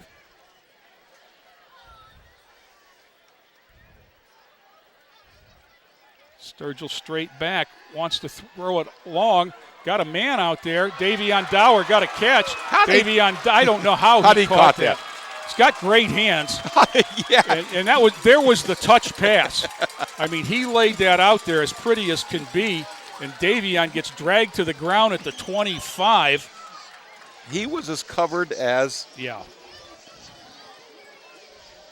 And it's just over the head, not even over the shoulder. And what a catch he made. He's made a couple tonight. 1st and 10 Titans. Sturgill again. Fade pattern, that time intended for Barker. He never got away from contact there, and that was good decision by Justin to get rid of it and play another day. The two receivers were together there for a second. I don't know if it was going to be a little pick or something. Dower down, Davion Dower down trying to stretch his hamstring. He's got a cramp. So he's going to limp off as the officials, I'm not sure. Actually, I'm sure there's no timeout. There's 2:01 to go 3rd quarter. Midview's up 2, 28-26. Davion's down. Officials signaling timeout for themselves. So this is charged to no one. Is this a water break kind of thing? You know, it's what you'd expect in an August game. But that's when you expect it also to be 80.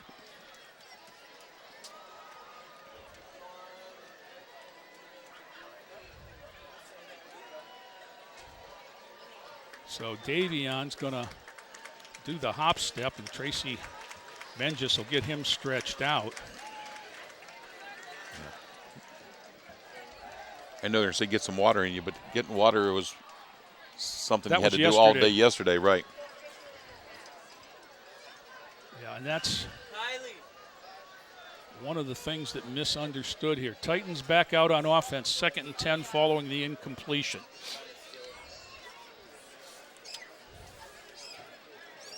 Nolan is out here with Barker in the slot. I'm not sure who took Dower's place up top. It's Dalen Dower and Savon Chavis, the backfield. Justin Sturgill under center.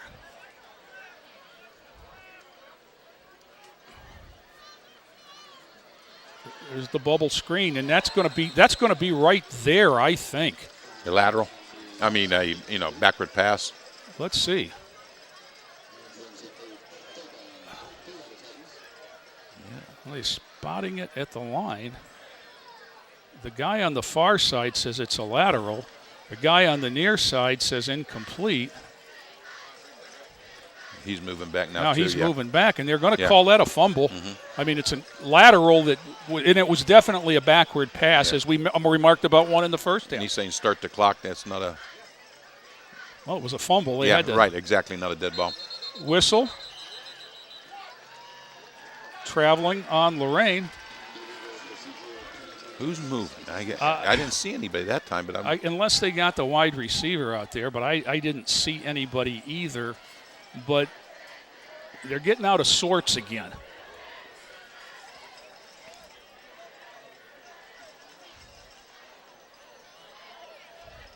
You're going to huddle up for a change.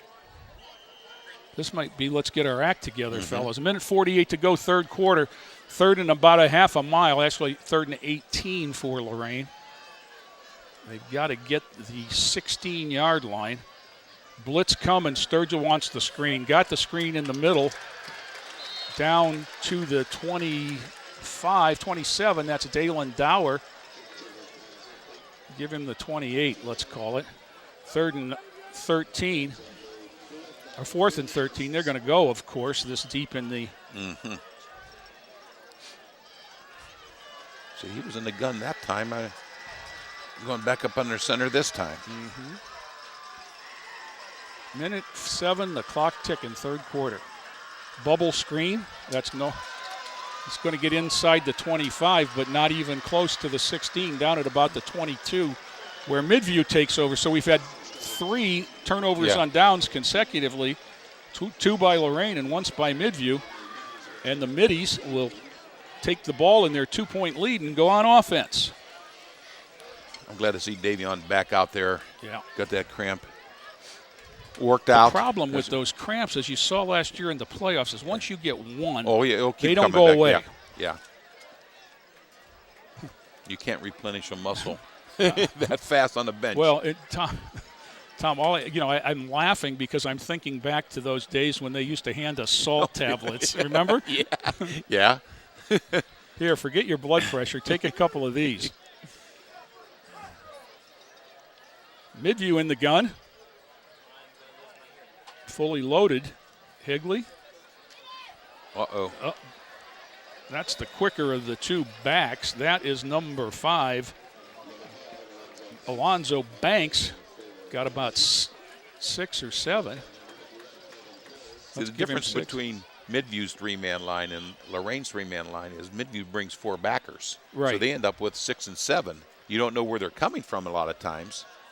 Whereas Lorain is playing a 3-man line straight. Sweep to the far side with Wolf. Strung out, hit, flag behind. That should be a hold. There's another flag on the far side, or is that a towel? Right where one of the Titans is bent over. Let's see. Look for the gentleman in the white hat who says chop block, Midview. It was a towel. I seen him pick it up and throw it back to the bench. Chop block? Yep, Titans get a break. So now they got to watch for either that screen or something short. 10-yard penalty back behind the, well, they're going to make it just about 2nd and 10. They got to figure out a way to get this little bubble screen over on this trip side. Wyatt had a chance. Nice move there, and down on one knee is Crum, but he's going to have a first down. Zion Cross out there in coverage. He came up to, that's the option, the run-pass look there when he gets outside of the defensive end. Somebody's got to come up and take the quarterback, and he made a play for 11 yards and a first down for the Middies at the 33. 14 seconds to go, up to Midview whether they want to run one more or they're happy here. They've won the third quarter. We know that.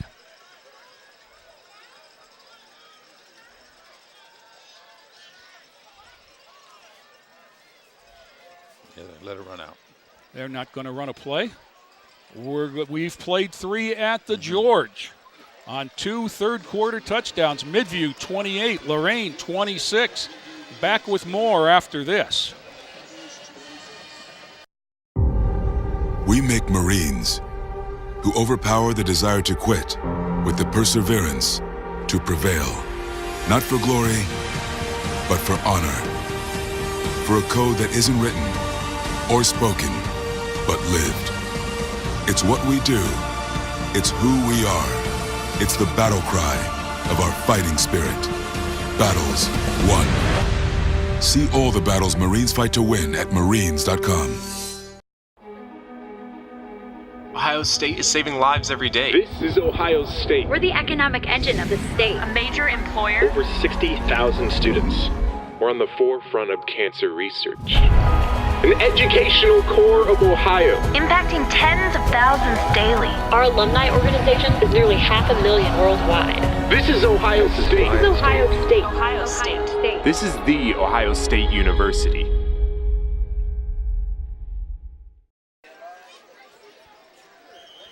Fourth quarter about to begin. 1st and 10 Midview from their 33-yard line. They had 2 touchdowns in the third quarter to take a lead after a 12-point halftime deficit.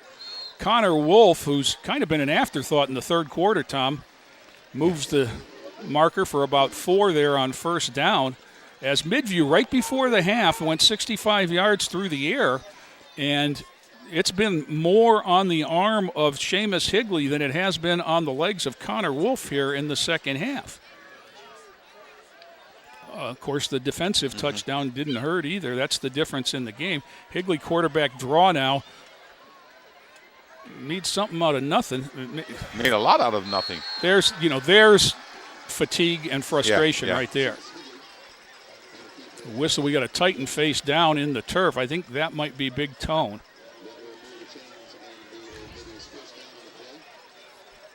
And there you could see who kept their feet driving and who didn't. Yeah. And Higley just moved the sticks. The phrase I hate most in all of athletics is somebody wanted it more. Yeah. Because it's not about how much you want it, it's about how hard you work. And but I think he's seen that numerous times last year from Dustin Crum. I mean, that was his thing. Fake that pass and take off and pick up 8-9 yards. And all of a sudden, with the pass working, there's the man that's unaccounted for is the quarterback. And Wyatt down. They've rolled him over. And Big Gabe's going to come down and sit down here, too. Maybe get a little lighter defensive line in there. Grab a water.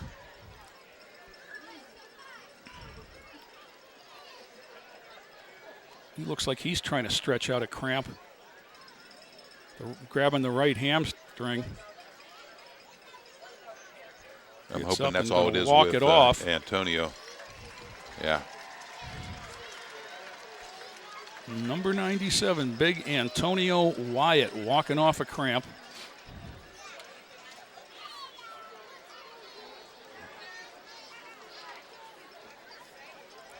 $11:21 to go, fourth quarter. Midview on top by 2. Just made back-to-back first downs after the Titans turned it over at the 22 on downs. Last time Midview had the ball, they were stopped on downs. Start the clock. Seamus Higley, the senior, gets the snap, hands to Connor Wolf, and he gets submarined and gets a couple. That was McCall that got a shoelace and finished up by Cairo Smith, I believe. So they got McCall, McDowell, and what other Irishman do they have over in this? Melendez. McClendez. Well, they've got a Seamus at quarterback, so. Yeah. All by himself. There's the quarterback draw again. Pursuit. Hit. Knocked out of bounds right at the 50. One thing we don't have is a good look at depth there. You always worry when you get close to the sidelines about a late hit or a guy getting his leg caught in the chains. I know they're 3 yards off the field now. 3rd down and 4. And that's twice now on this drive that they've said if you're not going to account for the quarterback, we'll take yards. We're going to run him. We'll run him. There's the cross backs, and Wolf's going to have a first down to the 45. Cairo Smith on the tackle.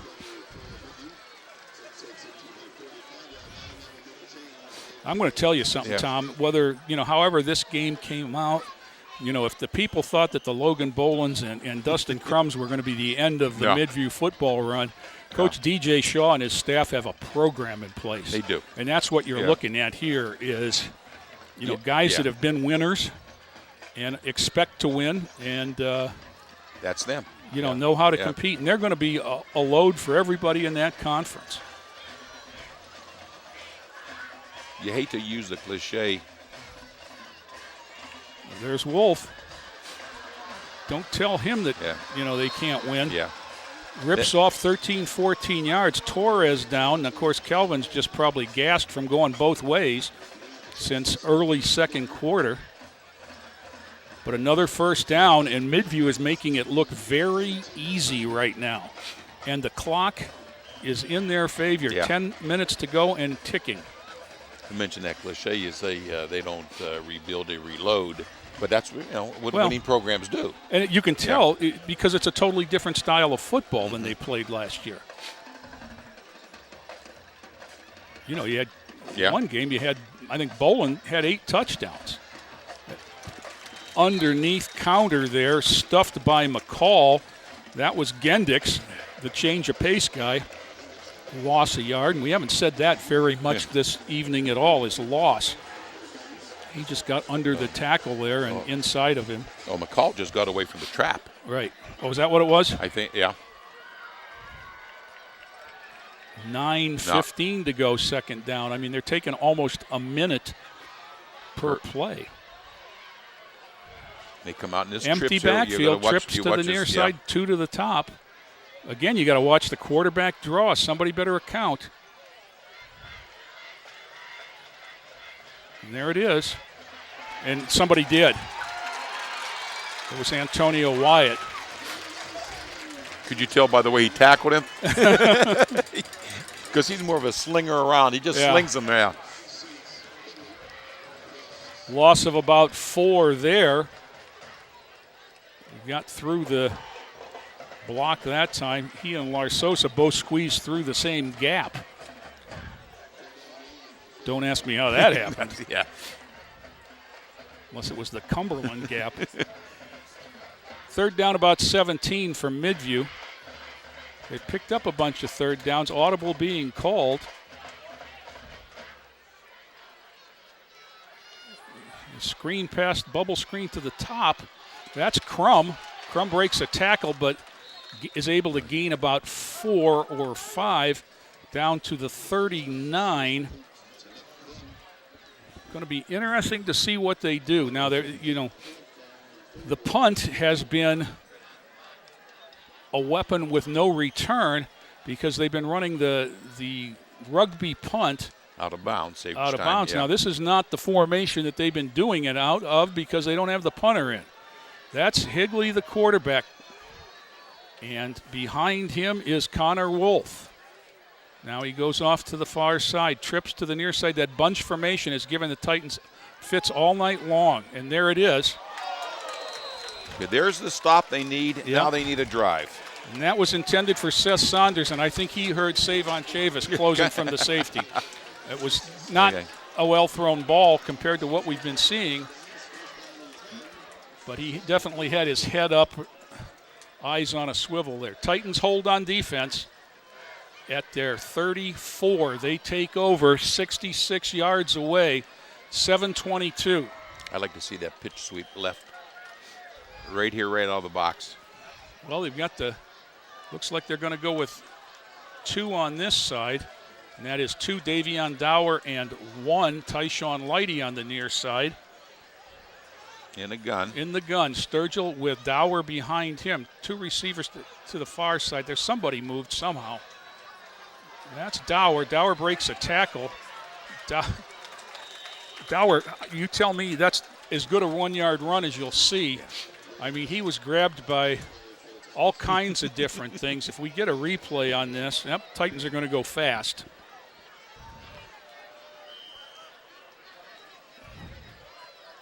Here's the quick replay. Looked like the first one might have been a mask, but they were closer than I was. He got turned around too quick. Yeah. Sturgill. Oh, Titans moved. Right tackle moved.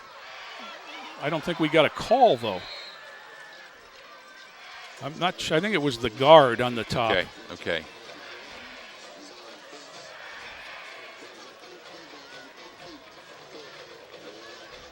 Pass incomplete, 3rd down and 8. You know, 2-point game with 6:41 to go. You don't want to say you're up against the clock, but boy, you don't want to give it back to them the way they've been using the clock. Using it. Yeah. Titans have been stymied the whole second half.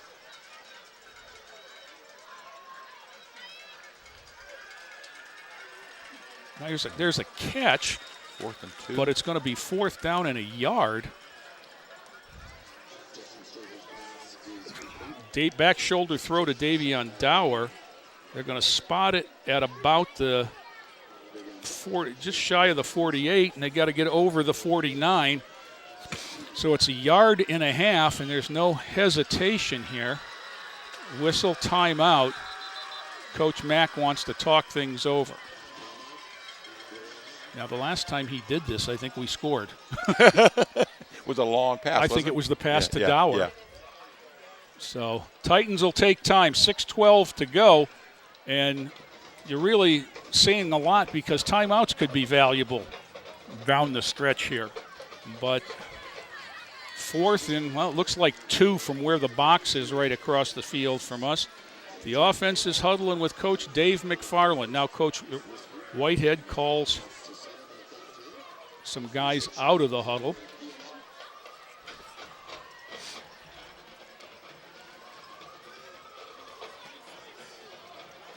One thing they got to do is make sure they have the right 11.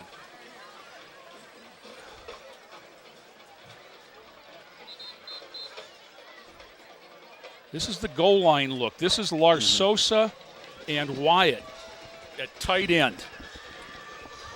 Saw this in one of the scrimmages. Oh, yeah, I have never seen this. Okay, Torres is in at guard now, and they've moved Alzier to the far side tackle.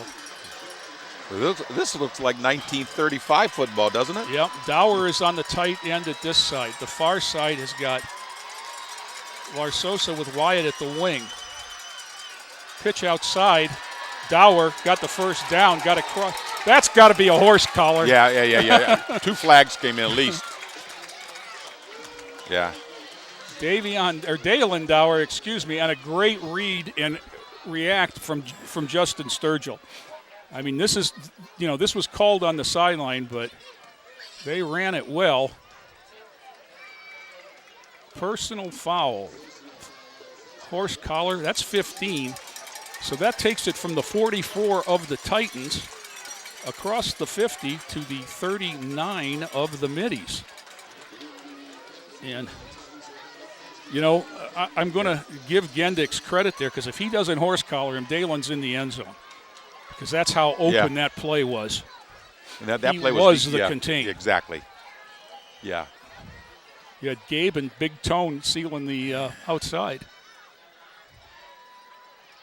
Straight ahead, Dower. No movement there on the line.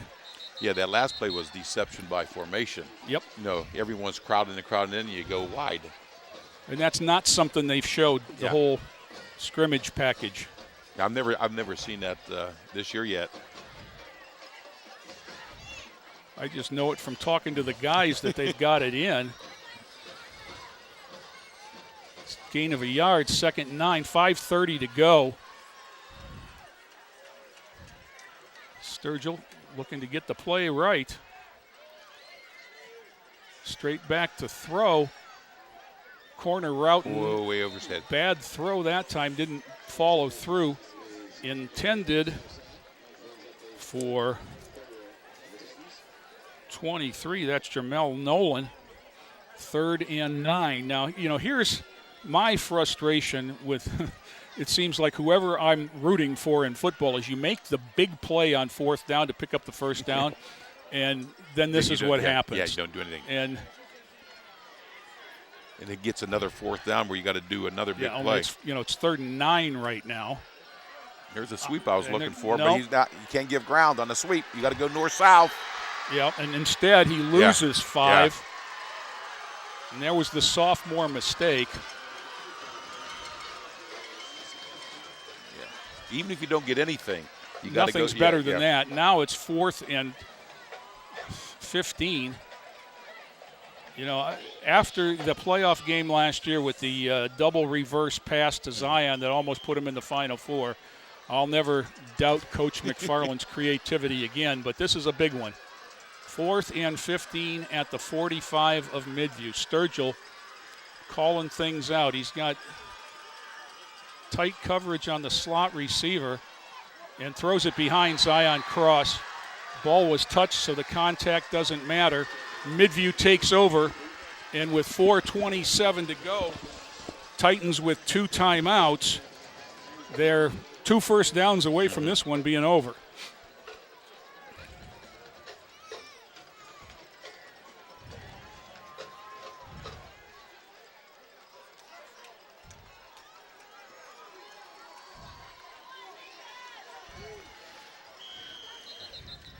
You know, a lot of football left, but there hasn't been a turnover yet. Fumbles. Yes. The touchdown, the touchdown. go-ahead touchdown. I'm thinking about the white team, though. Yeah. You know, they haven't turned it over. made a mistake yet. No. Which is what you expect when you have the continuity of that long-time program. Full house Wolf, and we're going to see a lot of him. And, well, we might not see a lot because he might go a long way here. Box down, finally Lighty gets him, but not until he's inside the 30 to the 26. And there's the frustration of the Titans right there. Nate Melendez, number 3, comes back for McCall.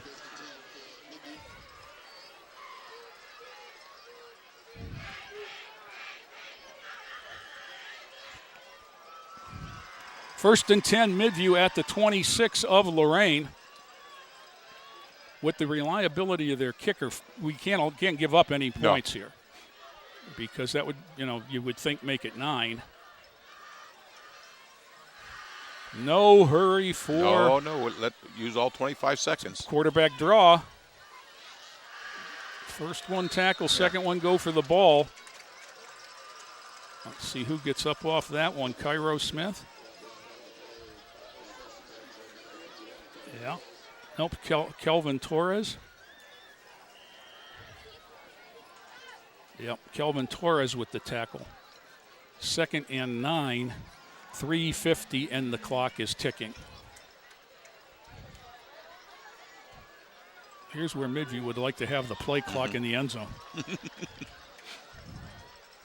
Yeah, but there he is. You got 5 seconds. Yep. Wolf hitting the backfield. That was Marquentez Graham that shot through there for the stop. Now it's 3rd and 9. No 4th, isn't it? Is that only 3rd? Yeah. Oh, yeah, that's right. He had the long run. Yeah. Getting ahead of myself. Okay. These next 2 plays are the ball game, because Titans only have 2 timeouts. So if they could take it down under 2 with a first down, that would be kneel down time. Wolf 7 yards off the ball and to the right of Higley. Fake him. He wants to throw. He does throw.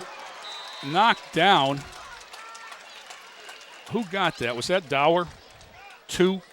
I think it was. Might have been. Shades of Nas Bohannon. Yeah. Same position.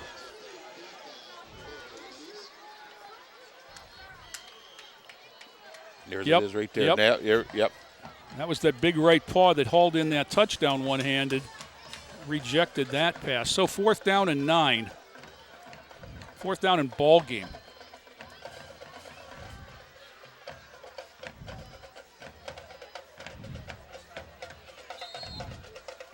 Timeout Midview. Great timeout. You don't want to make a mistake here because what you can do is win the game. And you don't want to lose it. And what we mean by that is 2:46 to go, and Midview with a first down here would be just about able to run the clock out. The Titans have 2 timeouts. I think if they come out on that trip set, you got to gamble on the bubble screen, kind of like Dakota Mincy does. You know, he anticipates it, and he's up there behind the blocker. As well as their defense has played in the second half, I don't know if I'd put it up in the air if I were them. I mean, you know, Connor Wolf had the long run to start this drive, and you're already, you know, what you don't want to do is give the Titans an opportunity to operate in space, and that's what the bubble screen could do. You're right, exactly. Yeah. You know, that's what would scare me if I were Coach Shaw. Oh, yeah. An interception will score. Yeah. Because no one's going to catch him. So let's see. They do come out with the trips, but it's the bubble screen look, not the bunch look. Single receiver to the top.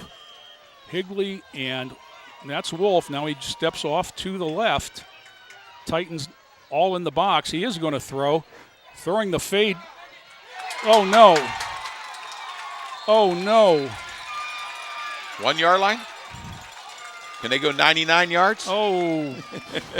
And that, you know, there's the great play mistake. Dakota Mincy hauled it an interception inside the 5. Yeah. And if he just swatted it down, we'd have had the ball out here at the 40, the 25. Yeah.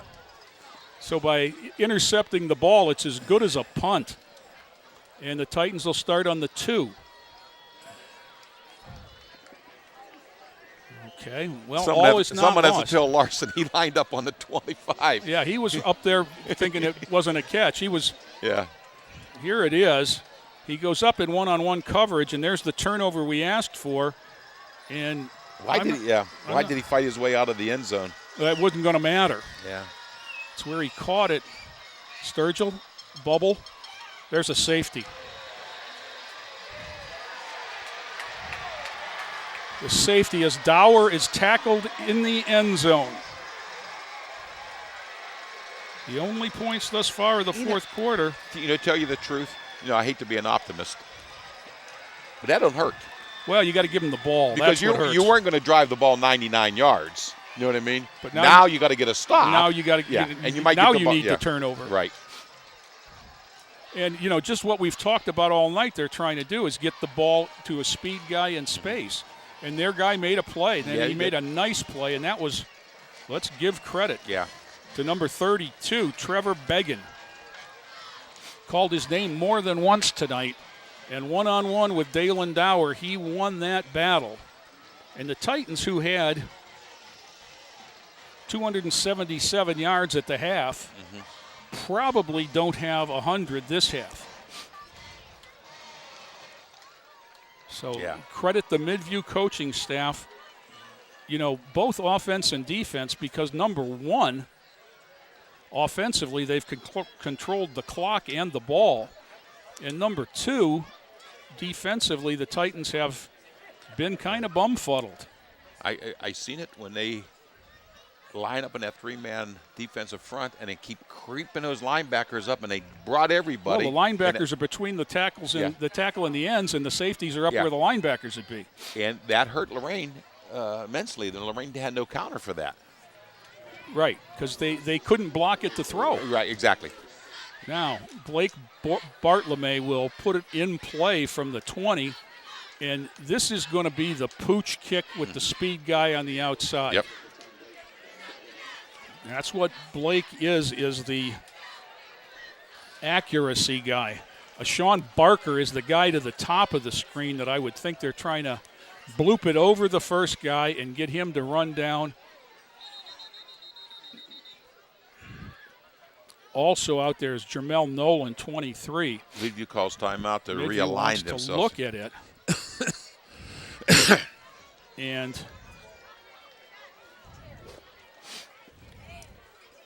I watched them work on this. The first guy down, they send down as a gunner. And and the first time they ran it, oh, my goodness. They lit somebody up? Well, the poor kid that was out there to be what turned out to be a sacrificial lamb, you know, he came out and they said, stand here on the 35 and hold this pad. Well, you know, what you learn is when somebody says stand here and hold this pad is there's probably a reason.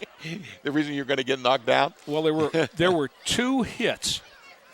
The gunner hit the pad, and then the player holding the pad, his helmet hit the ground. He flew about 5 yards. I mean, and you couldn't have executed it any better. It was the first time they had done it. It was the first day they had pads on. See, Midview's coming up. Yeah. But I don't think they're an onside right in the middle like a typical onside. They are going to do what you think. Okay, now the ball's not on its side, so you don't know if they're going to. They've got 9 guys up. Whistle. Now what? Timeout, Lorain. This is a chess match. This is not a football game. We're running out of pieces, though. Lorain down to 1 timeout now. 30-26. Last year it was 29-26.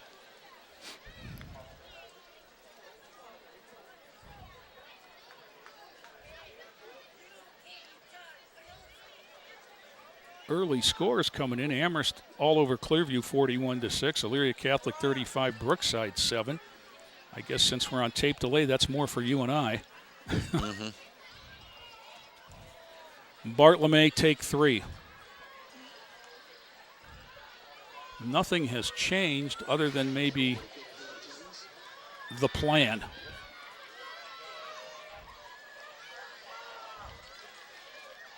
Now, Midview, you know, they can remember they can fair catch this. That's the other thing that they have to remember. If it pops up, it's touched. It's loose. It's still loose. Now, I'm sure it's not loose anymore, but it's under there. Here come the pointers out saying Lorain ball, and it is. Yep. Okay, here comes the excitement now. Last 2 guys up off the pile were 14 Cario Edwards and 18 Mikey Harrell. Now, I'm not sure who had it. There's a replay just in case. Because Nolan was the first to touch it right there. And you know who has it? The secret weapon. Isaiah McDowell pulled that in underneath him. Yep.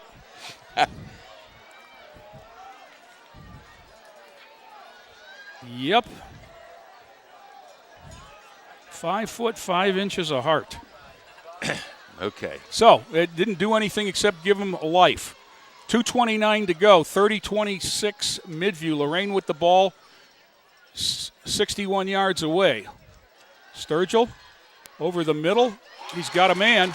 That's Leidy. Leidy breaks a tackle. Leidy's off to the races. Tyshawn Leidy, 61 yards to the house. You look for him, I look for flags, and there were none. And there were none. Now they got to play some defense. Boy, I told you the safety would not hurt him. Yeah, you were right. It actually gave him a chance. Yeah.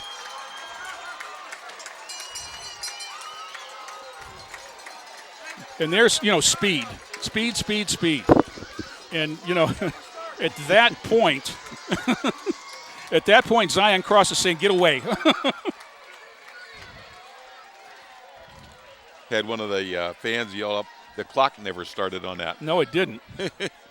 Yes, it did. It was 2:29. Okay. What is it now, about 2:23? It's 2:18 okay. now. Yeah, it did start. Going for 2 to try and prevent the field goal from beating them.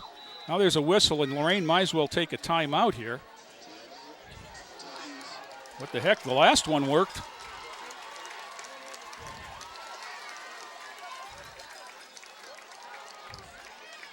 There's a children's book that my daughter enjoyed that was called A Series of Unfortunate Events. This is a series of unexpected events, Tom. And, yeah, if you look to hang a little crepe, the only negative that I can see is we gave him too much time. This is where we were last year. Up there, and I know. You're saying that they drove the ball that was down. Dustin Crum then. Yeah. And Midview, they've got to be a little bit shaken up. They dominated this second half. Now the Titans are going to go in the old full eye double tight on the goal line. Straight ahead is Dower. Dalen Dower with the 2. That makes it 30. Now what that does is that protects against the field goal. That's why that was so important. You're right. 34-30 Titans. Now they need a touchdown. Lorain needs a stop. And they can't give up any big plays or that long sustained drive on that little nickel diamond down there. And I don't know how many timeouts Midview has one. They have one left. Because that was that chess match on just the kickoff. They used 2 timeouts on the kickoff. Yep. Okay, as we try to get things calmed down here, Coach McFarland out with the kickoff team. Now it's going to be Jeter. Caesar Jeter, the leg guy, is going to kick off. Bartlemay certainly earned his letter. He did. He put it right where they needed it to be, between 2 guys. See, one of their linemen tried to make that great. Hey, he should have just let that go. Well, 10 yards. The first past line it. should block, I'm thinking, on that play, when you've got 9 guys within 10 yards. Now, Caesar, we need your leg here. He is capable of getting the ball to the goal line. 2:18 to go. Jeter from the south end. Noah Marcus is deep for Midview. Foot into ball. It's short end over end, taking it about the 16. That is Isaiah Johnson. Johnson greeted rudely, but not tackled as they keep turning him loose, and he keeps going back. That's going to be -1 on the return when all is said and done. And among those down there was the secret weapon. Yeah. I love that kid. With a heart, yeah. Let's take a look.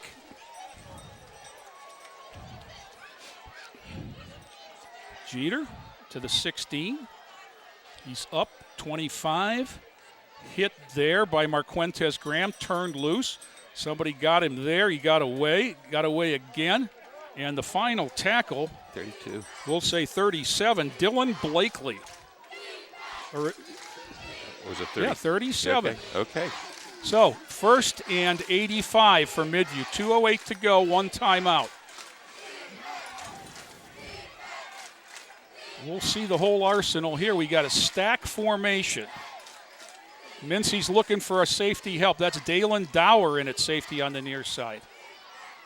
In front of Davion Dower, the quick out to Crum is out of bounds. Took 6 seconds, picked up 8 yards. What they need is a sack to give them. Make them use the 30 timeout seconds is what off. they need. Yeah, 30 seconds off the clock or a timeout, one or the other.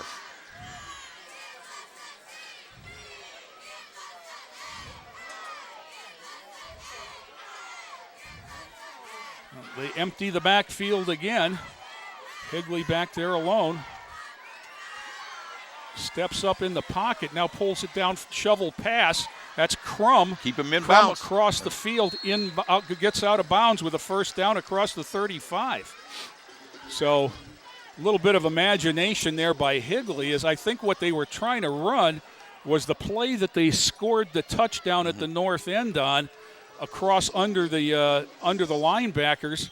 Larsosa hops off with a cramp, and Isaiah McDowell in over the ball. He's the pass rush guy. That's McCall out there with him and Wyatt. Higley back, looks to throws it into the seam. It's going to be a breakaway. Nope, there we go. Dalen Dower. Nope, who is that? That's Zion Cross, pulls him down at the 25. Boy, I thought he was going to go there when he split it. We'll get a look here. Well-designed play into the gap.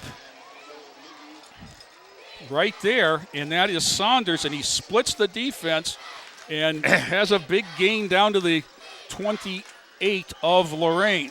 Minute 45 to go. It's taken 30 seconds to get where we're at.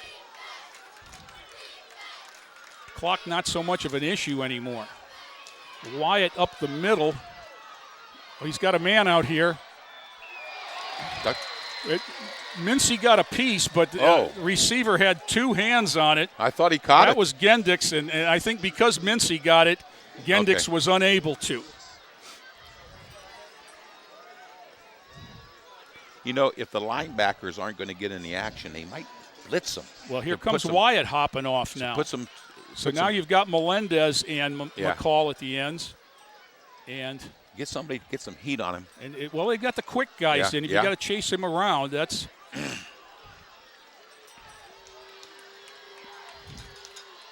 trips to the near side, single to the, and you can't forget about Wolf in the backfield because they do have the timeout. Rolling near side, faking the bubble screen. He had a man over the middle and didn't want him. Now he's in trouble.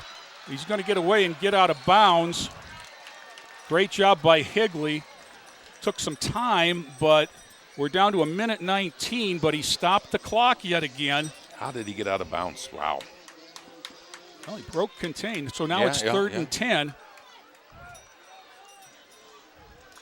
And he's pretty athletic. He's very athletic. He's not Dustin Crum, but he's not Jay Ferguson either.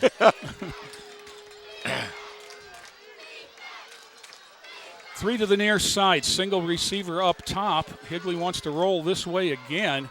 Wants the throwback. It's not there. Now he's being chased, and Wolf had it, and he's probably better off dropping it. There's a flag in the secondary. This is going to be on Lorain. Got to be a hold, don't you think? I think it's going to be a personal foul. Now they're signaling Lorain against Midview. I don't. Ineligible man downfield. I like that. Well, you decline it because it's fourth down. Yeah.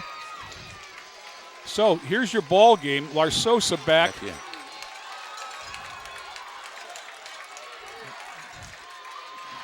Well, now you'll see what Midview has at 4th and 10. Let's see if Lorain burns their final timeout when they come out. I think fans that are left have seen something in the fourth quarter here. Is it going to be Crum on the sidelines for about a 10-yard pass?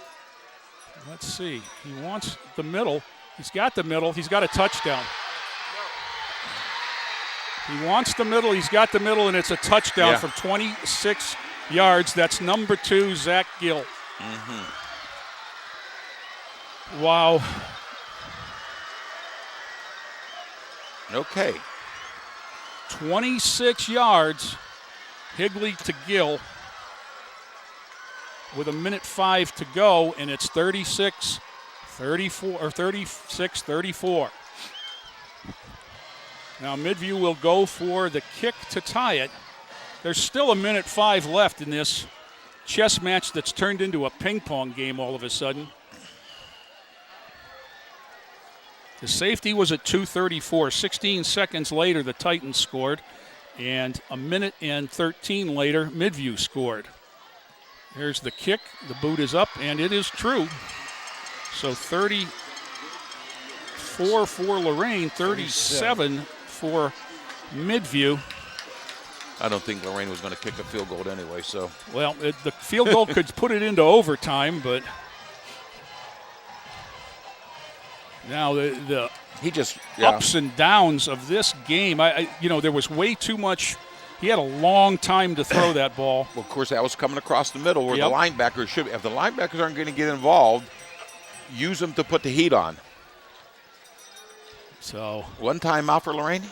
No timeouts for Lorain. Okay. Midview has a timeout.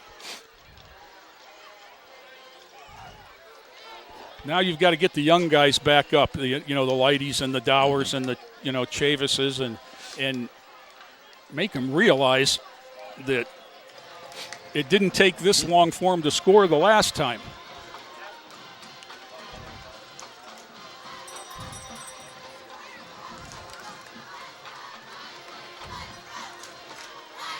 Of course, the Titans are home next week on a Friday to Cleveland JFK.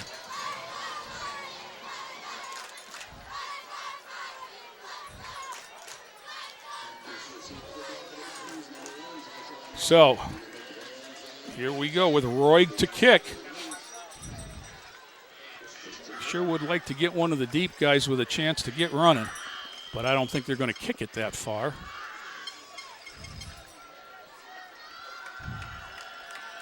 Minute 5. Roy got him set, comes forward, spins it out of bounds. You got to take the plate because you don't want him to kick over again. Just well, keep clock didn't start. Maybe you do want him to kick over again. You're right. If the clock don't start on that, you're right. The clock did not start, so the Titans have the choice of making him kick again, and that's what they're going to do. Smart.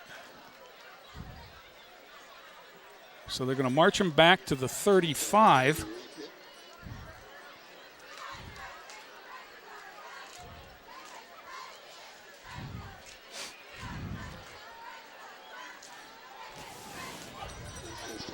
That was intentional, the out-of-bounds kick. As, you know, we saw Lorain High do so many times last year.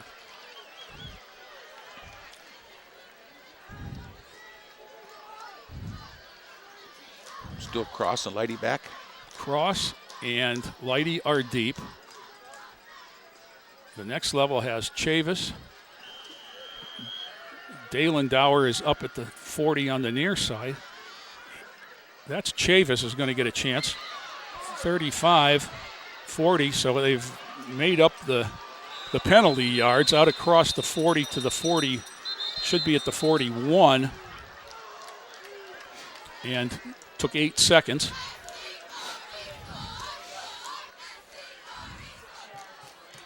So the Titans come back on offense. Now the big guys up front are key. They've got to give Sturgill a chance to get the ball to the speed guys.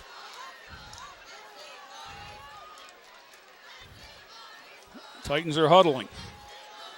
Davion Dower, number 2. Number 1, Tyshawn Lighty to the near side. Jamel Nolan, Zion Cross to the far side. Dalen Dower in the backfield next to Sturgill. 1st and 59. Last time it was 1st and 61. Sturgill. Seam pass, caught. 1st down, and that was Nolan. Nice catch. Diving grab across the 50 to the 44. That'll take time while they move the sticks. Took 3 seconds, 54 seconds to go as the sticks are set and they wind it. Sturgill looks over the defense. Calls for the snap. Looks. Going to take off up the middle, 40. Trying to get to the outside to the 36. Couldn't do it, yeah. Right idea, but gain of 8, but 2 seconds left. Now you got to get your guys back on the line. 34, 33. Dower. Sturgill calls the audible. He's got behind him is Dower. There's a whistle and there's a cramp on the far side that'll stop the clock. Zion Cross is grabbed a knee. See, the Midview fans aren't real happy about that. No, it's okay. The Lorain fans are okay with it. You hear them booing, though? Yeah, well, that's more the band than anybody else, I think. This is not the guy you have fake the cramp, by the way. No. The fastest guy in Ohio is not the guy you don't want on the field. He has to come out. Yeah. He has to come out. Because we can't burn a timeout. And in the NFL, this would cost you 10 seconds, too. I don't know if it, the clock is stopped at 24.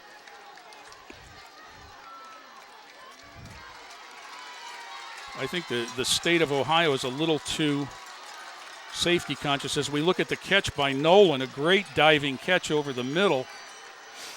Zion hobbles off. Nolan is out there on the far side with Barker.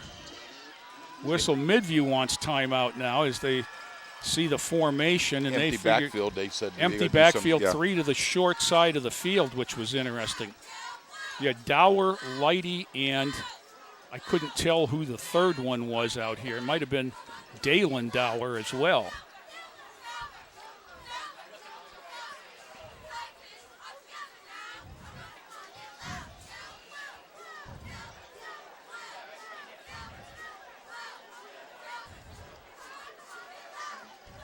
Might mention that the ninth graders beat Midview on Thursday. I don't know what the score was. It was 36-8 or 40. Okay. I'm not sure what. And Midview scored late. The freshmen played very well.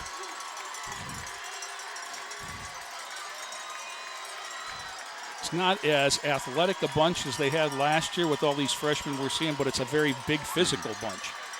Sturgill alone in the backfield, 24 seconds to go, 2nd and 2. Steps up. Wisely gets it off to, no Wisely gets it off to Dower, who couldn't get there, but it stops the clock at 19 seconds. 3rd and 2. He kind of shot it out there. I thought he was going to call for intentional grounding until I seen Dalen was out there. Davion. Sturgill over the middle. That was intended for Dalen Dower. There's a flag down, and we might have had a man downfield. It's right in that area.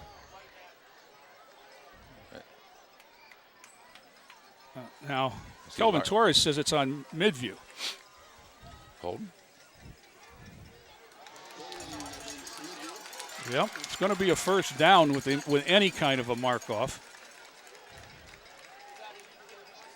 Cross back in, holding on Midview. That's an automatic first down. And it's going to take it down there where we can for sure throw the ball into the end zone.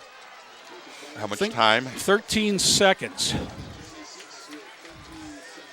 Cross and Nolan up top. Dower, and Lighty down below. Sturgill alone. Straight back. Steps up. Lets it rip. Down in the air. Oh. It was the jump ball until he had Lighty and Davion Dower out there. Lighty tried to tip it, I think, and Davion got a hand on it, but there was too much traffic in the area. We'll see it again, I'm sure. Stops the clock with 7 seconds left.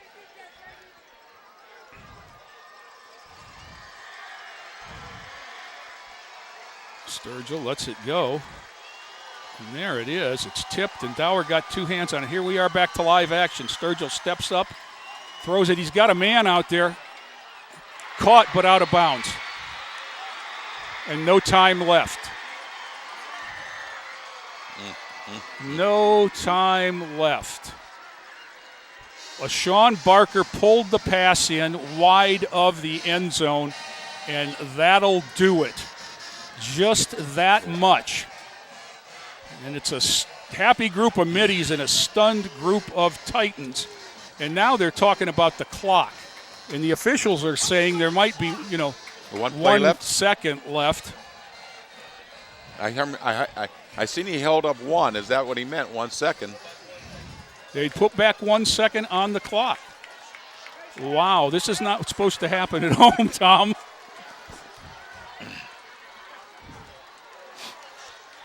So the game is not over. I feel like the guy that did the Stanford band play. The game is not over. The game is not over. The band is out on the field. So we're at the 21-yard line. Now this will be the last This play will be the last play, barring a defensive penalty. Right. So Dower, and Lighty out to the near side. Cross and Nolan far side.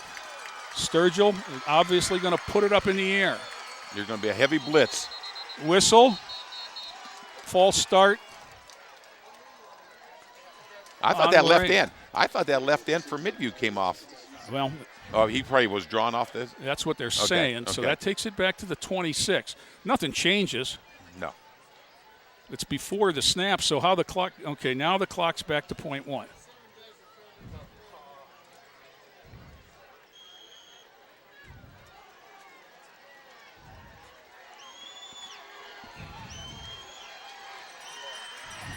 Lofting it up too far. Oh, way too far. Yep.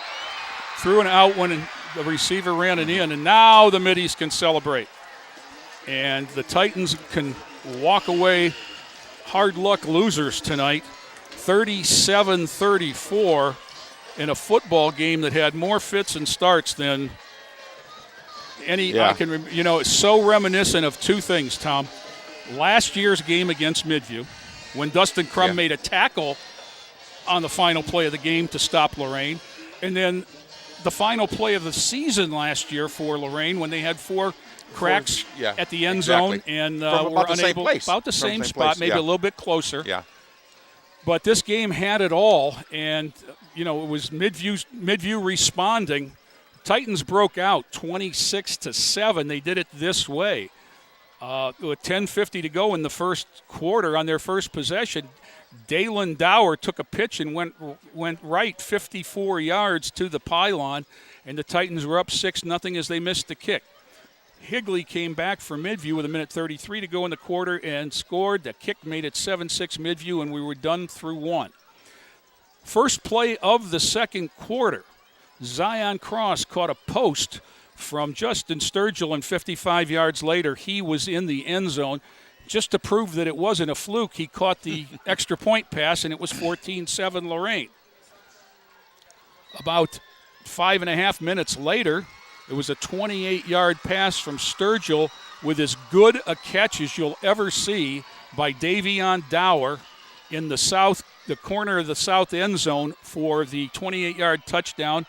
The extra point failed, and it was 20-7. Then, minute 26 before the half, a long march was capped by Savon Chavis, a 1-yard run, and it was 26-7. And you're thinking, okay, you're going to go in the locker room up 3 touchdowns, but not so fast. Midview answered, and this was probably the big score of the game because it gave them life going into the half, and they scored with 16 seconds left on an 11-yard pass, and it was 26-14 after the kick at the half. Midview gets the ball coming out. Back and forth we went with 3 defensive stops on downs until Midview broke through on a Wolf 10-yard run with 7:15 to go in the quarter, and they cut the lead to 26-21. And those extra points that we keep saying, the kick, well, they got 5 out of 5, and they won by 3. Then about a minute and a half later, the Titans had the ball on offense. Justin Sturgill dropped back to throw, and the ball was taken out of his hand by Brandon Gilchrist, and he was in the end zone 20 yards later. And just like that, Midview had scored 2 touchdowns to go up 28-26. The fourth quarter was a lot of nothing for the first 9.5 minutes. I'm going to say at least that. Titans finally got an interception on 4th down on the 2-yard line by Dakota Mincy and took over there 98 yards away. First play was a completed swing pass, and Dalen Dower was tackled in the end zone for a safety, and you said, boy, that's it. It's over. Well, you've never seen such back and forth as on the free kick after the safety. Lorain used the timeout. Midview used 2 timeouts. They kicked, and a little Aaron McDowell came up on top of the ball at the 39-yard line. The first play after that, Justin Sturgill dropped back and found Tyshawn Lighty down the far sideline, and he went 61 yards to pay dirt with 2:18 to go, and followed by Dalen Dower scoring the extra points, and it was 34-30. And the Titans are thinking maybe we can break the curse. But then with 1:05 to go, there was a pass, 26 yards.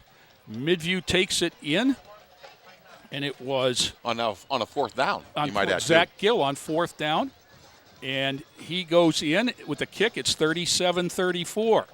Lorain gets the ball back and has a couple of tosses into the end zone from the 21-yard line and fails to convert, and Midview holds on 37-34. Tom, what are your final thoughts? Well, you can't say that people didn't get their money's worth. And if I have one criticism, I think on the defense, they play too loose, and they don't bring enough heat. Well, because that's the inexperienced part of the defense is the secondary. Midview at the end, they were bringing 6 and 7 people, and they were covering with their 4 and 5. But you got to put heat on when you have to. You can't give anybody experience. This young kid, this Hutley, was a he's a senior, but he didn't to be reckoned with. But he didn't play quarterback, right? Because they had All-Ohio Dustin Crum. Yes. And, but you see, if you don't put heat on him, he's going to work the ball down the field on you and can beat you. Well, Titans will be back here next Friday night. Cleveland JFK will supply the opposition. And quite honestly, it's a chance to get well for the Titans, and it's a big one because then the following week it's the Elyria Pioneers, and then the week after that is Football North from Canada. Oh, yeah. So No. I think we go to is that Garfield Heights before Garfield Canada? First and then Canada. Okay, so then you get into the league, and the league is going to be strong this year. So the Titans, just like last year, they opened with a 3-point loss to Midview. Mm-hmm. Last year it was 29-26. This year 37-34. Yeah. Well, for all those folks who helped get us on the air and keep us on the air, Tom, that would be Club TV 20, Terry Trout, Joe Bach, and the crew. We appreciate them. For you and I, have a good night, football fans. See you next Friday at George Daniel. This has been a production of Lorain City Schools TV 20 WLCS.